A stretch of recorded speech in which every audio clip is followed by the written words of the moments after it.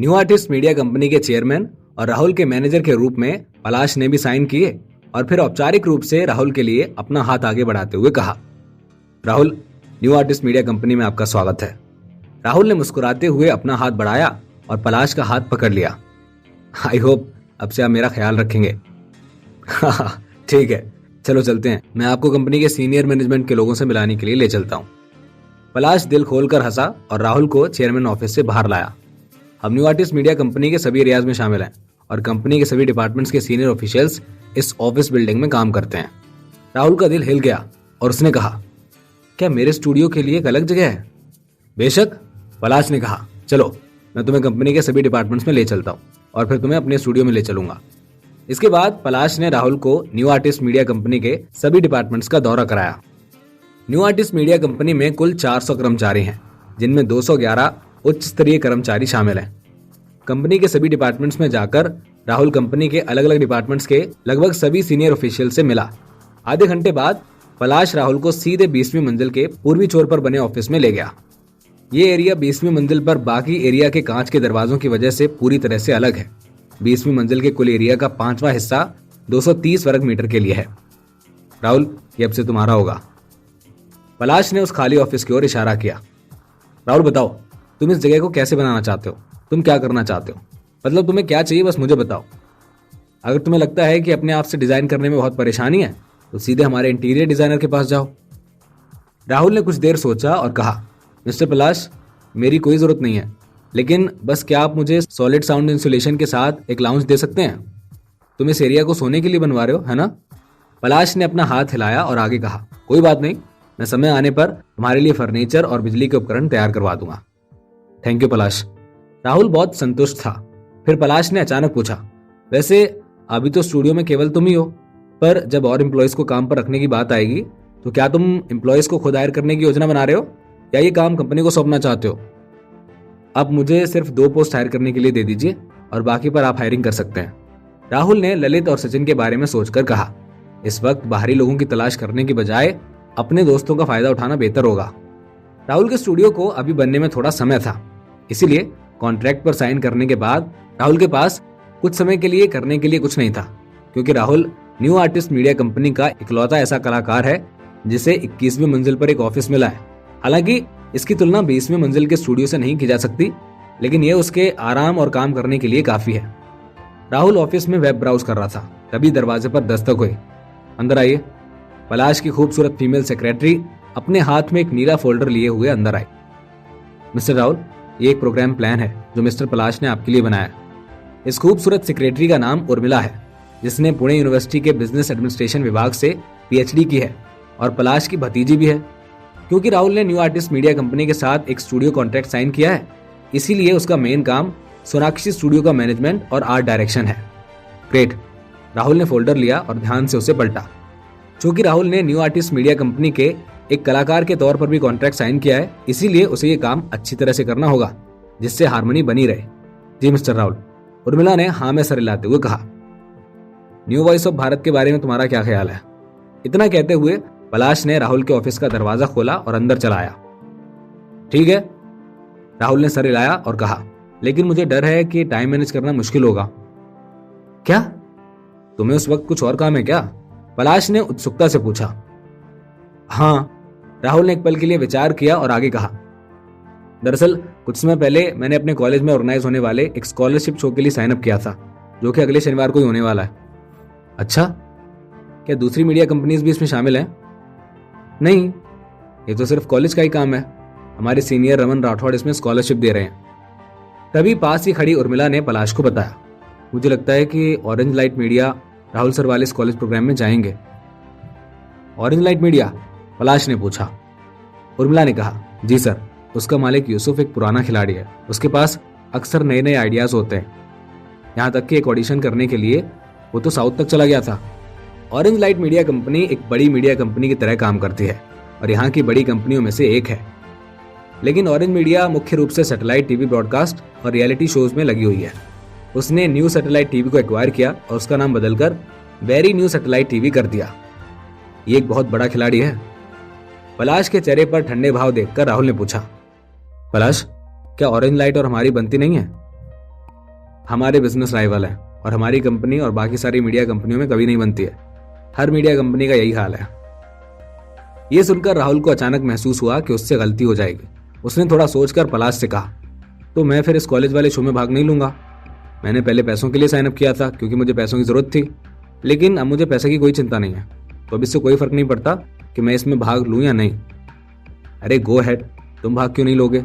पलाश ने अपना हाथ हिलाया और आगे कहा, इसके अलावा इस शो के साथ कोई प्रॉब्लम नहीं है। न्यू वॉइस में तो हम देर रात में भी जा सकते हैं, उसके ऑडिशंस तो लंबे चलेंगे। फिर पलाश ने राहुल का हाथ पकड़कर कहा, ये तुम्हारी वजह से है, नहीं तो मैं किसी और को ही करने नहीं देता। इतना कहकर पलाश अचानक हंस पड़ा, क्योंकि मैं तुम्हारा मैनेजर बन गया हूं, इसलिए मुझे तुम्हारे फायदे के बारे में भी तो सोचना ही है। फिर सब कुछ साफ साफ बताते हुए पलाश ने राहुल को अपनी योजना समझाई।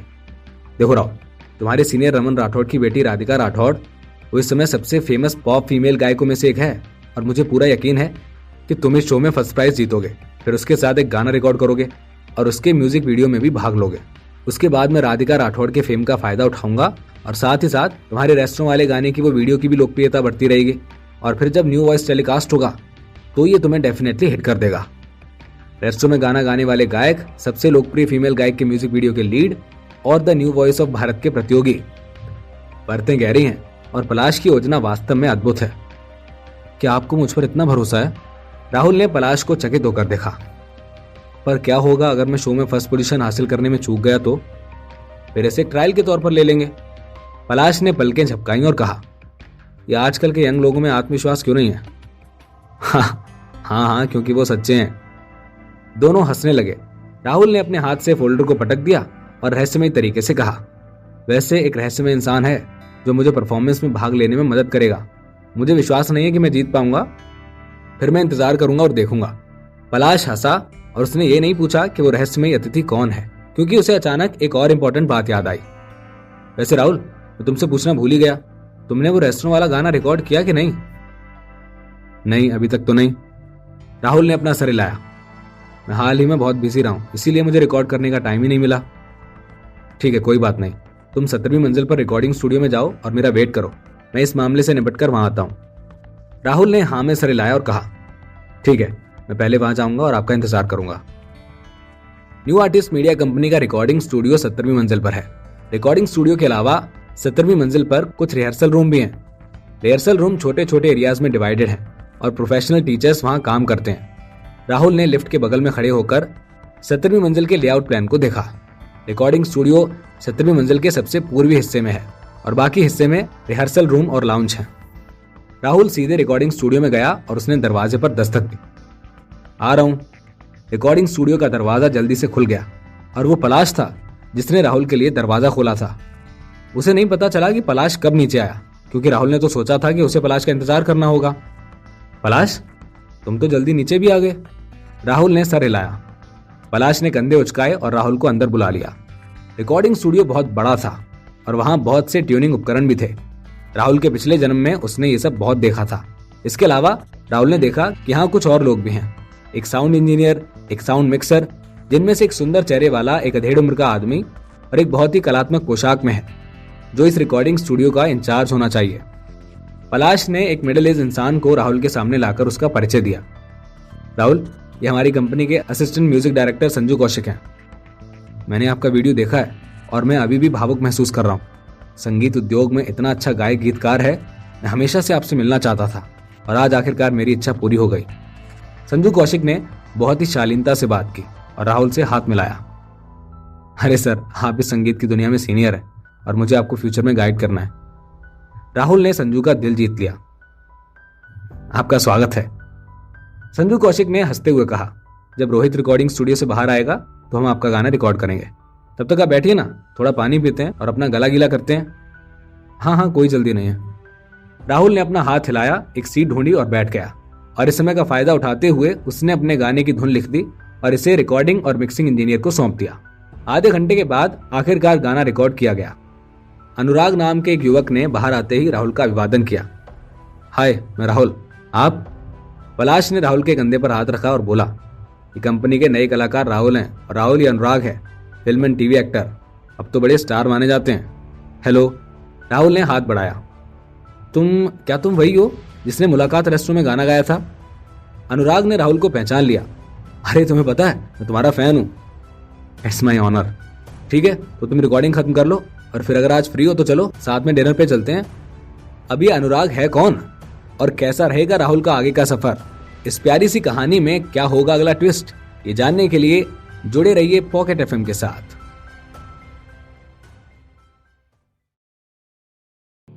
पलाश आमतौर पर दोपहर में घर नहीं जाते हैं। वो अपने बैनर तले कंपनी के कुछ सीनियर अधिकारियों या कलाकारों के साथ लंच के लिए उन्हें रेस्टोरेंट में बुलाना पसंद करते हैं। पलाश के शब्दों में इसे जूनियर्स की देखभाल करना और म्यूचुअल अंडरस्टैंडिंग को बढ़ाना कहा जाता है। ठीक, राहुल ने सर हिलाया, जैसे वो भी राहुल के साथ और बातें करना चाहता था।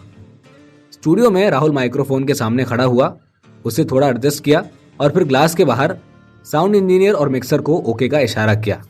कई लोगों ने तुरंत स्टीरियो की सेटिंग एडजस्ट की और सिर हिलाते हुए रिकॉर्डिंग शुरू करने का इशारा किया।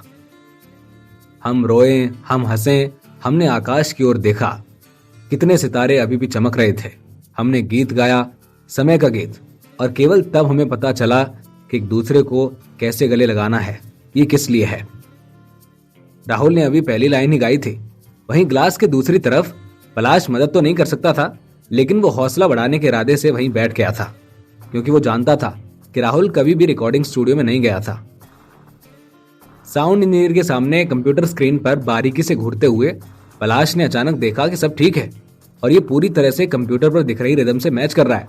राहुल का एक एक सुर, एक एक ताल एकदम सही है। पलाश की तो बात छोड़ ही दें, यहाँ तक कि संजू कौशिक और अनुराग के मुंह भी खुले के खुले रह गए। गाना रिकॉर्ड करने में अनुराग को आधा घंटा लगा। रिकॉर्डिंग के दौरान कभी लय धीमी या लिरिक्स क्लियर नहीं होने से या धुन गलत होने से और फीलिंग्स की कमी होने की वजह से सबसे छोटा गाना रिकॉर्ड करने में भी उन्हें कम से कम 2 घंटे का समय लग जाया करता था। और संजू कौशिक तो इतने सालों से रिकॉर्डिंग कर रहे थे, उन्होंने आज तक ऐसा नहीं देखा था। उल्टा ये गाना तो काफी लंबा था। राहुल जैसे लोग जो ये सब इतने कम समय में इतने अच्छे से समझ सकें, वास्तव में कम है। राहुल गाना जारी रखता है। क्योंकि मैं अभी तुमसे मिला, हवा फूल उड़ाती है और बारिश आंसू बहाती है, क्योंकि मैं तुमसे जुदा नहीं होना चाहता। शुरुआत एकदम सही थी।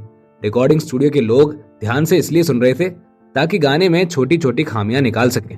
आखिर वो शहर की बेस्ट रिकॉर्डिंग टीम है। राहुल ने गाना जारी रखा। आखिर लाइन गाने के बाद साउंड मिक्सर ने ओके का इशारा किया और राहुल हेडसेट उतार कर बाहर चला गया। राहुल के बाहर आते ही रिकॉर्डिंग स्टूडियो तालियों से गूंज उठा। संजू कौशिक के नेतृत्व में रिकॉर्डिंग स्टूडियो में मौजूद सभी लोगों ने राहुल की सराहना की। सभी के चेहरे पर प्रशंसा और उत्साह के भाव थे। प्रोफेशनल्स के तौर पर उन्होंने कभी भी इस तरह की परफेक्ट रिकॉर्डिंग आज तक नहीं देखी थी। तभी पलाश ने थम्सअप का इशारा करते हुए कहा, राहुल, मैंने सच में तुम्हें गलत नहीं आंका था, ये बहुत ही शानदार है। संजू कौशिक ने ईमानदारी से प्रशंसा की। राहुल, आप न केवल अच्छे गीत और संगीत की रचना करते हैं बल्कि अच्छा गाते भी हैं। मुझे इस तरह के ऑलराउंड परफॉर्मेंस की उम्मीद नहीं थी। आप एक बॉर्न सिंगर हैं। हाँ, तुम सच में मेरे आइकन हो।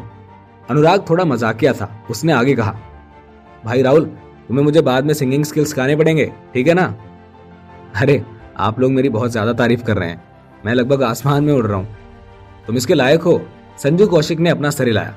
कोई आश्चर्य नहीं कि मिस्टर पलाश आपको इतनी इंपॉर्टेंस देते हैं, और यहाँ तक कि उन्होंने आपके लिए एक अलग स्टूडियो भी खोला है। आपके साथ न्यू आर्टिस्ट मीडिया कंपनी इस इंडस्ट्री में बहुत तरक्की करेगी। अरे, मैं आप लोगों से फिर से कह रहा हूँ, ऐसा बोलकर आप लोग मुझे चने के झाड़ पर चढ़ा रहे हैं। हा हा हा। ये सुनते ही रिकॉर्डिंग स्टूडियो ठाके से गूंज उठा। जल्दी ही दोपहर बीत गई। शाम को पलाश के ड्राइवर को सोना को लाने के लिए कहने के बजाय राहुल ने एक टैक्सी ली और सनफ्लावर नर्सरी स्कूल खुद ही चला गया।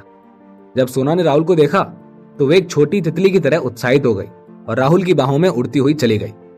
क्योंकि इस दुनिया में आने के बाद आज राहुल के काम का पहला दिन था, तो उसने इस दिन को सेलिब्रेट करने का प्लान बनाया। इसीलिए वो सोना को रात के खाने के लिए एक फेमस रेस्टोरेंट में ले गया।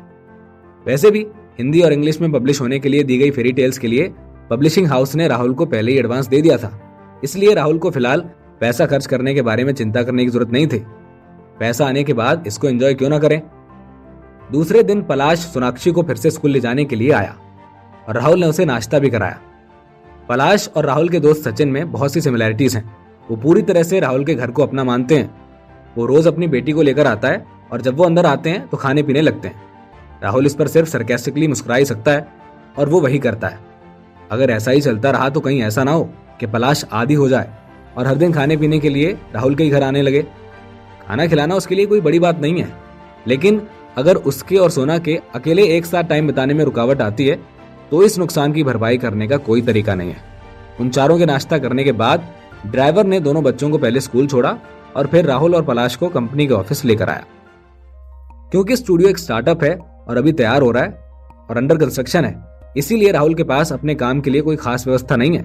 वो पूरी सुबह ऑफिस में टीवी देखने, फिल्में देखने और वेब ब्राउजिंग करने में बिताता है। जितना जल्दी हो सके राहुल इस दुनिया में अपने पुराने जन्म की सभी यादों को अपनाने की कोशिश कर रहा है। राहुल, चलो साथ में लंच करते हैं। दोपहर के 12 बजे पलाश ने राहुल के कैबिन में आते ही कहा, और उसके पीछे पीछे अनुराग भी था, एक फिल्म और टीवी स्टार जिससे राहुल कल ही मिला था। भाई राहुल, गुड मॉर्निंग। अनुराग ने मुस्कुराते हुए अभिवादन किया। Good morning? अरे भाई, गुड आफ्टरनून हो गई है, राहुल ने घड़ी देखते हुए कहा। क्या आज आप कोई रिकॉर्डिंग नहीं कर रहे? अनुराग ने मासूमियत से अपने हाथ फैलाए और कहा, जो गाना मैंने कल रिकॉर्ड किया था उसकी अभी एडिटिंग चल रही है, इसीलिए मेरे पास अभी बहुत खाली समय है। इसके अलावा बॉस पलाश ने भी कहा है कि अगर मेरे पास समय है तो क्यों ना मैं आप लोगों को ज्वाइन करूं। कंपनी का रेस्टोरेंट 8वीं मंजिल पर स्थित है। पलाश ने 8वीं मंजिल को एक बार की तरह कैफेटेरिया में बदल दिया है। कुछ निजी कमरों को छोड़कर पूरा ट्रांसपेरेंट। ये जगह एक ही समय में 300 से ज्यादा लोगों के खाने के लिए काफी है। एक निजी कमरा चुनकर पलाश ने उन दोनों को खाना खाने के लिए कहा। जब लगभग 1:30 बज गए तो पलाश ने अनुराग से कहा, अनुराग, क्या तुम अभी दोपहर में बिजी हो? नहीं, अनुराग ने सर हिलाया। ठीक है, तो आज हमारी कंपनी ने एक नई ट्रेनी हायर करने के लिए इंटरव्यू रखे हैं, तो क्या तुम आज दोपहर गेस्ट जज बनना चाहोगे, ये देखने के लिए कि हमारी कंपनी में शामिल होने वाले ट्रेनीज कैसी हैं? पलाश ने कहा, आने वाले ट्रेनीज वास्तव में मुंबई और अहमदाबाद से हैं। कलाकारों को खोजने के लिए इस्तेमाल की जाने वाले तरीकों से मुंबई की जनता अच्छी तरह से वाकिफ है। मुंबई और अहमदाबाद में लगभग हर मनोरंजन कंपनी के पास ट्रेनीज का भंडार होता है और कंपनी नियमों के अनुसार रेगुलरली ऑडिशन शेड्यूल करती है।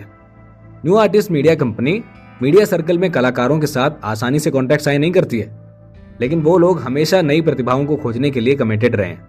हर मई और जून में वो भारत में प्रोफेशनल कॉलेजेस में ट्रेनीज के एक ग्रुप को एनरोल करते ही हैं। कंपनी द्वारा काम पर रखे गए विभिन्न प्रोफेशनल टीचर्स द्वारा प्रोफेशनल ट्रेनिंग और टीचिंग के बाद आर्टिस्ट कॉन्ट्रैक्ट साइन करने के लिए कंपनी कुछ ट्रेनीज का चयन करेगी और साथ ही ट्रेनीज की कंप्लीट ट्रेनिंग और फ्यूचर प्रोजेक्ट्स का भी ध्यान रखेगी। राहुल के पिछले जन्म का आदर्श वाक्य भी यहाँ लागू होता है, जो है 21वीं सदी की दुनिया में सबसे महत्वपूर्ण चीज क्या है? टैलेंट। जब राहुल ट्रेनीज के आइडिया पर विचार कर रहा था तभी पलाश की आवाज आई, राहुल, तुम भी जाओ। राहुल ने अपना सिर दृढ़ता से हिलाया और कहा, नहीं पलाश, मैं तुम्हारे साथ चल रहा हूँ। मुझे रिकॉर्डिंग स्टूडियो जाना है ताकि गाने को रिकॉर्ड कर सके और उसे पेंगुइन म्यूजिक पर अपलोड कर सके। मैं बहुत बिजी हूँ, मेरे पास जज बनने के लिए आपके साथ जाने का समय कैसे हो सकता है? पलाश ने अपनी भुआई उठाई। अच्छा राहुल, वैसे कंपनी के म्यूजिक डायरेक्टर मिस्टर भाटिया हैं, तो मैं अभी मिलवाऊंगा उनसे। क्या कंपनी में कोई ऐसी पोस्ट भी है? राहुल ने हैरान होकर पूछा। पिछले जन्म में उसकी मीडिया कंपनी में ऐसी कोई पोस्ट नहीं थी, बल्कि एक आर्ट डायरेक्टर था। ये संगीत निर्माण निर्देशक क्या है? नॉनसेंस। पलाश ने अपनी आंखें घुमाई। किस मीडिया कंपनी के पास ऐसी पोस्ट नहीं है? अगर कंपनी सिंगिंग कैपेबिलिटी वाले कलाकारों की है तो कौन गीत लिखेगा, संगीत कौन तैयार करेगा? अब हर बार तो आप गाना ढूंढने के लिए बाहर नहीं जा सकते ना। क्या तुम कर सकते हो ऐसा? राहुल, हम एक टॉप कंपनी है, मैं उस आदमी को खोने का जोखिम नहीं उठा सकता। भाई राहुल, तुम ये भी नहीं जानते क्या? अनुराग ने भी राहुल को आश्चर्य की नजर से देखा। राहुल ने अपनी आंखें घुमाई और कहा, मुझे नहीं पता, क्या मैंने कुछ गलत कहा क्या? अनुराग हंस पड़ा और बोला, भाई राहुल, चलो चलते हैं ना, आज दोपहर एक साथ देखते हैं और जज करके कंपनी को अच्छे ट्रेनीज देते हैं। ये सुनकर राहुल ने अपनी ठुड्डी पर हाथ फेरा और कहा, ठीक है, फिर मैं दोपहर में आकर देखता हूँ। पलाश ने सर हिलाया और कहा, चलो जल्दी खाना खत्म करो, इंटरव्यूज दोपहर 2 बजे के बाद शुरू होंगे और हम जल्दी निकलेंगे। Radhopur university of performing arts Pune पूरे मीडिया कला के लिए एक सहारा है। अब भारत के कई टॉप एंटरटेनर्स, गायक और निर्देशक सभी इसी यूनिवर्सिटी से हैं, इसलिए पुणे स्टार टाउन के नाम से भी फेमस है। न्यू आर्टिस्ट मीडिया कंपनी के ट्रेनी के रूप में हर साल Radhopur university of performing arts Pune से कम 10 छात्रों का चयन करता है। ट्रेनीज की भर्ती करते समय न्यू आर्टिस्ट मीडिया कंपनी ने राधोपुर यूनिवर्सिटी के लिए एक स्पेशल कोटा भी बनाया है। दोनों के टॉप ऑफिशियल्स भी एक दूसरे के साथ कॉर्डियली पेश आते हैं। जब राहुल इंटरव्यूज के लिए पहुंचा तभी उसे पीछे से किसी ने आवाज दी, अरे राहुल, मैंने तुम्हें कुछ समय से कैंपस में नहीं देखा है। जो व्यक्ति राहुल से ये बात कर रहा था वो राधोपुर यूनिवर्सिटी के डायरेक्टर हैं, जिनका नाम अमित शर्मा है। वो लगभग 40 साल के हैं, मध्यम हाइट और एक स्पेशल हेयर स्टाइल वाले। अमित सर, कैसे हैं आप? राहुल ने अमित शर्मा से हाथ मिलाया और मुस्कुराते हुए कहा, अपने ही कॉलेज में जज बनकर आना थोड़ा अजीब लग रहा है। अरे राहुल, ये तो हमारे लिए गर्व की बात है और तुम्हें भी इस बात पर गर्व होना चाहिए। अब चलें? जी बिल्कुल। अमित शर्मा राहुल को बिल्डिंग के अंदर ले गए और बोले, इंटरव्यू इस बार स्कूल के छोटे स्टेज थिएटर में रखे गए। अनुराग वहां पहले ही आ चुका था। अनुराग इतनी जल्दी आ गया है? पलाश उसे देखकर अचंभित रह गया और सोचने लगा कि आजकल काफी एक्टिव हो गया है। तो क्या है अनुराग के इरादे? क्या अपने ही कॉलेज में जज बनकर आने से राहुल को फायदा होगा? राहुल इतनी जल्दी इस कंपनी के हर काम का हिस्सा बनता जा रहा है, कहीं इससे दूसरों को इनसिक्योरिटी तो महसूस नहीं होगी? इस प्यारी सी कहानी में क्या होगा अगला ट्विस्ट, ये जानने के लिए जुड़े रहिए पॉकेट एफएम के साथ।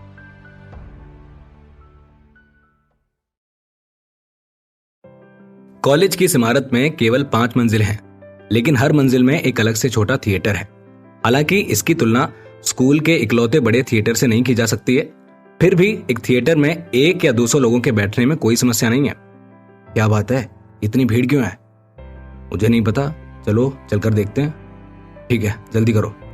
अनुराग भी पहली बार कंपनी की ट्रेनी भर्ती के लिए जज बनकर आया था। इतनी ज्यादा भीड़ को देखकर अनुराग और पलाश ने धीमी आवाज में चर्चा की। ऐसा लग रहा था मानो ये कोई सब्जी मंडी है। जब वो सब तीसरी मंजिल पर पहुंचे तो वहां का दृश्य देखकर सब चौंक गए। हे भगवान, वो दृश्य वास्तव में रोमांचक था। तीसरी मंजिल का पूरा गलियारा लोगों से खचाखच भरा हुआ था। यहाँ तक कि कुछ छात्र गलियारे के एंट्रेंस पर भी खड़े थे। ये सभी राधोपुर यूनिवर्सिटी के स्टूडेंट्स हैं जो ट्रेनी की भर्ती में भाग लेने के लिए यहाँ पर आए हैं, राहुल ने पलाश और अनुराग से कहा। पलाश ने अनुमान लगाया कि कम से कम 600 लोग तो होने ही चाहिए। हे भगवान, 600 लोग! ये केवल अभी की संख्या है। लगता है जैसे जैसे न्यू आर्टिस्ट मीडिया कंपनी के ट्रेनीज की भर्ती की खबर फैलेगी, ये संख्या बढ़ती रहेगी और तब तक 1000 से ज्यादा लोग भी यहाँ पहुंच सकते हैं। राहुल को अब थोड़ा अफसोस हुआ कि उसने शुरुआत में ही मना क्यों नहीं किया। उसने इनके साथ आने के लिए हाँ क्यों कह दिया? इतने सारे लोग अपना टैलेंट दिखाना चाहते हैं, इसमें पता नहीं कितना समय लगेगा। राहुल सोच में पड़ गया। हाँ, ये बहुत ज्यादा है। अमित शर्मा ने भी पहले इस बात को मान लिया है। अगर ये सिर्फ आज दोपहर तक के लिए नहीं होता और अगर आप कल दूसरे दिन के लिए भी यहाँ पर वापस आते हैं ना, तो मुझे लगता है कि शायद इतने लोग जमा नहीं होते। पलाश ने अभी भी कम आंका कि ये छात्र कितने पागल हैं और कहा, खैर चलो चलते हैं, चिंता मत करो। पलाश ने पहले भी ऐसा देखा था, इसीलिए उसने राहुल का एक हाथ पकड़ा और चलना जारी रखा। सौभाग्य से अमित सर ने रास्ता खुलवा दिया और छात्रों ने उनके अंदर जाने के लिए रास्ता बना दिया। Hello mister Amit. अमित शर्मा का चेहरा भारतीय नाटकों में काफी प्रसिद्ध है। वहां रास्ते में खड़े सभी छात्र उसे नमस्ते कह रहे थे और अमित किसी को नाराज नहीं करना चाहता था, इसीलिए वो सबको मुस्कुराते हुए जवाब दे रहा था। तभी कुछ छात्र आपस में बातें करने लगे। अरे उस लड़की को देखो, क्या ये अनुराग नहीं है? अरे उसके साथ वो दूसरा, क्या ये वही नहीं है जिसने उस रेस्टोरेंट में गाना गाया है और ये अभी अभी फेमस हुआ है? मुझे पता है कि वो हमारी यूनिवर्सिटी से ही है ना? और वो अभी ग्रेजुएट भी होने वाला है। अनुराग और राहुल को लेकर छात्रों में अलग अलग भाव थे। कुछ में प्रेम, कुछ में ईर्ष्या, तो कुछ में इग्नोरेंस। बेचारे राहुल को पता नहीं था, लेकिन उसने सिर्फ अपना चेहरा दिखाया था और एक लहर को आकर्षित करने में वो कामयाब हो गया था। गलियारे के अंत तक चलते हुए वो छोटा सा थिएटर पहले ही दिखने लगा। दरवाजा खोलकर एक बहुत सुंदर छोटा थिएटर सबके सामने था। 200 वर्ग मीटर का छोटा थिएटर एक मूवी थिएटर की तरह है, सीटों से भरा हुआ और सिर्फ स्टेज के पास की पंक्ति में कुछ विशाल सोफे कुर्सियां हैं। उनके सामने टेबल पर माइक्रोफोन, मिनरल वाटर, पेपर और पेन के साथ टेबल की एक पंक्ति है। छोटे रंगमंच के सामने 30 वर्ग मीटर का एक छोटा स्टेज है। बाकी चाहे वो लाइट्स हो या विंग, साउंड, पर्दे, सब कुछ गायब है। अभी छोटे थिएटर में 4 लोग सामने की पंक्ति में सोफे की कुर्सियों पर बैठे हैं।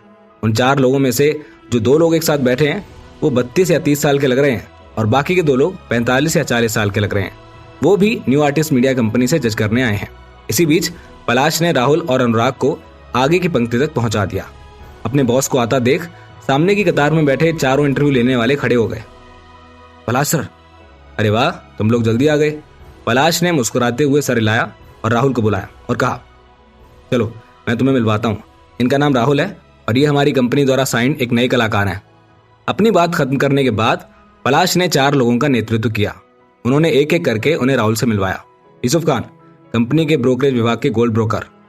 ऋषभ, कंपनी के विशेष रूप से नियुक्त प्रदर्शन ट्यूटर। मोहन जी, कंपनी के विशेष रूप से काम पर रखे गए वोकल ट्यूटर। और आखिरी में जब वो यहाँ पहुंचे तो पलाश थोड़ी देर के लिए रुके और फिर परिचय देना जारी रखा। ये हमारी कंपनी के संगीत निर्माण निदेशक मिस्टर भाटिया हैं। ये व्यक्ति मिस्टर भाटिया है। राहुल ने उन्हें करीब से देखा। वो 45 साल के लगभग थे। छोटे और मोटे, गंजे, झुकी हुई नाक और गोल फ्रेम वाला सोने की रिम वाला चश्मा।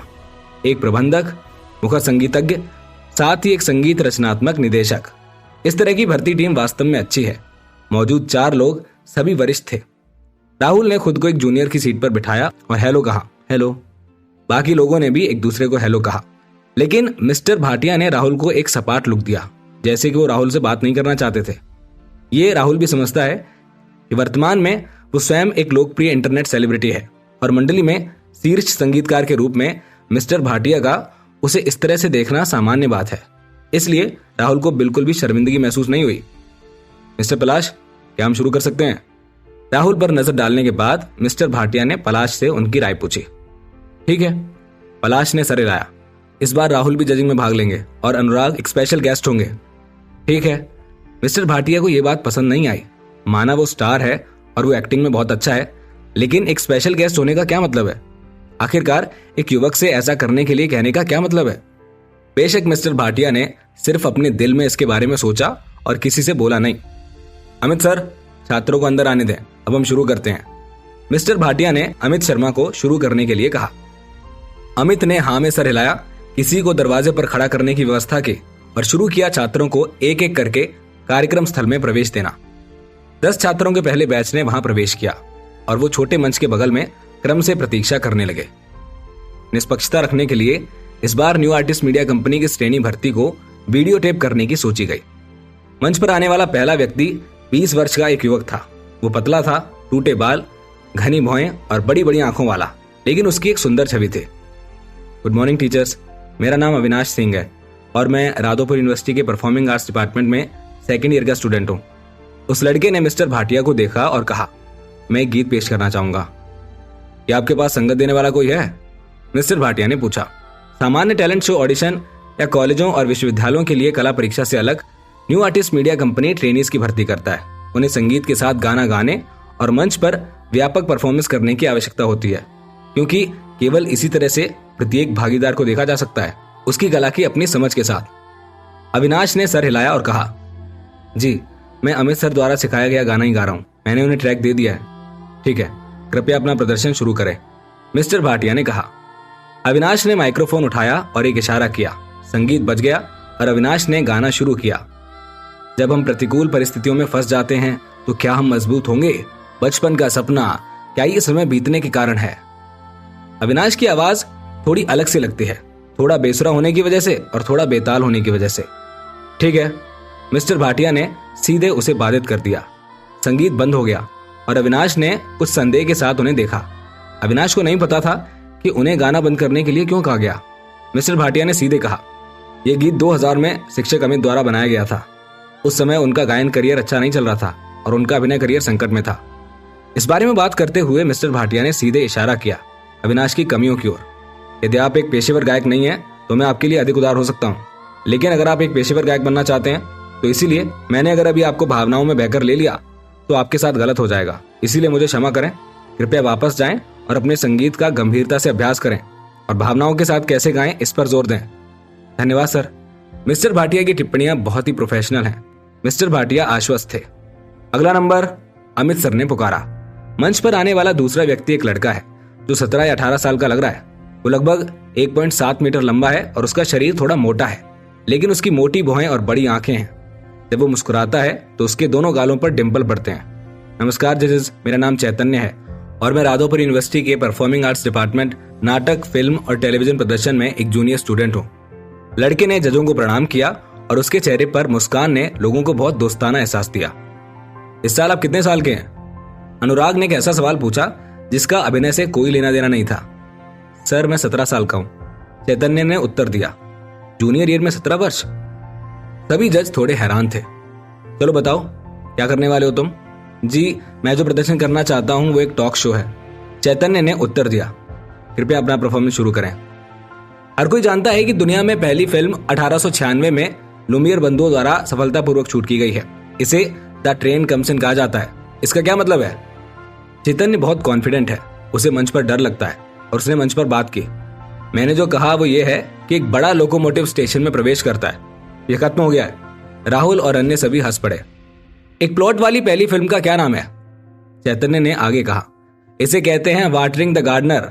एक माली फूलों को पानी दे रहा है और एक बच्चा दौड़ता हुआ पानी का पाइप लेने आ जाता है। जी हाँ, ये फिर से खत्म हो गया है।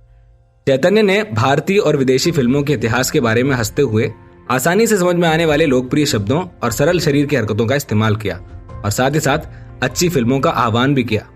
15 मिनट के टॉक शो ने सभी को आकर्षित किया। बहुत अच्छा, बुरा नहीं है। हमारा भारत, हमारे पास जो कमी है वो इस तरह का टॉक शो है। कलाकार। पहली पंक्ति में जज एक दूसरे से कानाफूसी कर रहे थे। वो चैतन्य के टॉक शो प्रदर्शन के बारे में बात कर रहे थे। सामान्यतः इसमें कुछ भी गलत नहीं है और टॉक शो में बोली गई हर फिल्म की बात सही है।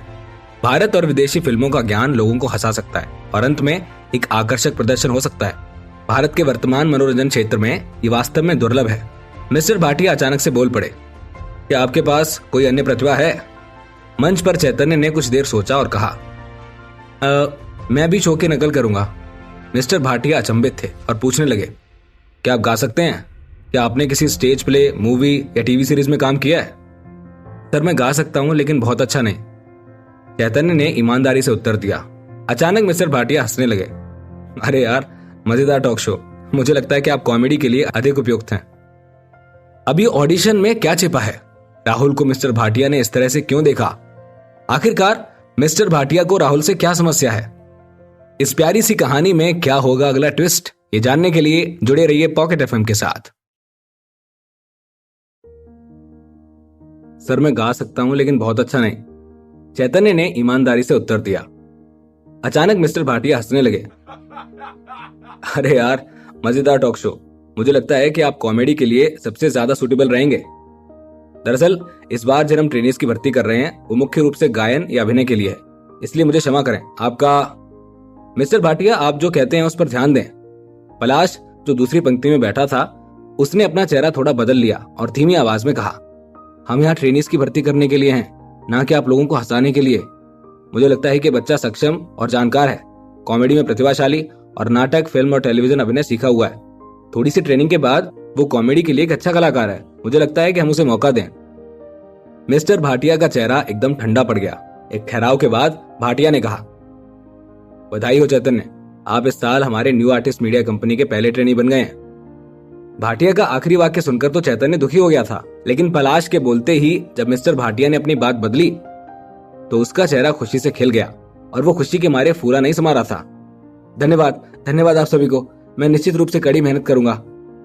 चैतन्य का चेहरा खुशी से भरा हुआ था और वो बार बार जजेस को नमस्कार कर रहा था। चैतन्य को खुशी से मंच से नीचे उतरते देखकर मिस्टर भाटिया ने अचानक अपना सर घुमाया और पलाश से कहा, मिस्टर पलाश, चूंकि आपने इस ट्रेनी भर्ती की मेजबानी मेरे हाथों में दी है तो मुझे लगता है कि आप ये काम मुझे करने दें।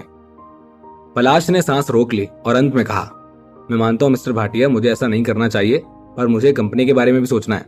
मैं कंपनी से ऊपर किसी को नहीं रखता। इस दृश्य को देखकर राहुल ने महसूस किया कि उन दोनों के बीच सब कुछ सही नहीं है, इसलिए उसने पास में ही बैठे अनुराग के कान में फुसफुसाया और कहा, अनुराग, मुझे ऐसा क्यों लग रहा है कि पलाश और भाटिया के बीच सब कुछ ठीक नहीं चल रहा है।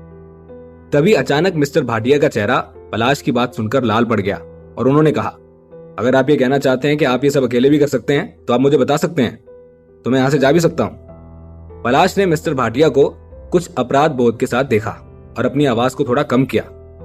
मिस्टर भाटिया, हमारी कंपनी के ट्रेनीज भी शीर्ष संगीत निर्माता रहे हैं, उनके द्वारा बनाए गए गीत भी बहुत पॉपुलर रहे हैं। दरअसल मिस्टर भाटिया ने समय के साथ एक अकड़ू चरित्र विकसित किया है, यहाँ तक कि कंपनी के बॉस का सामना करते समय भी कभी कभी वो जवाब देने के प्रति बदतमीज हो जाते हैं।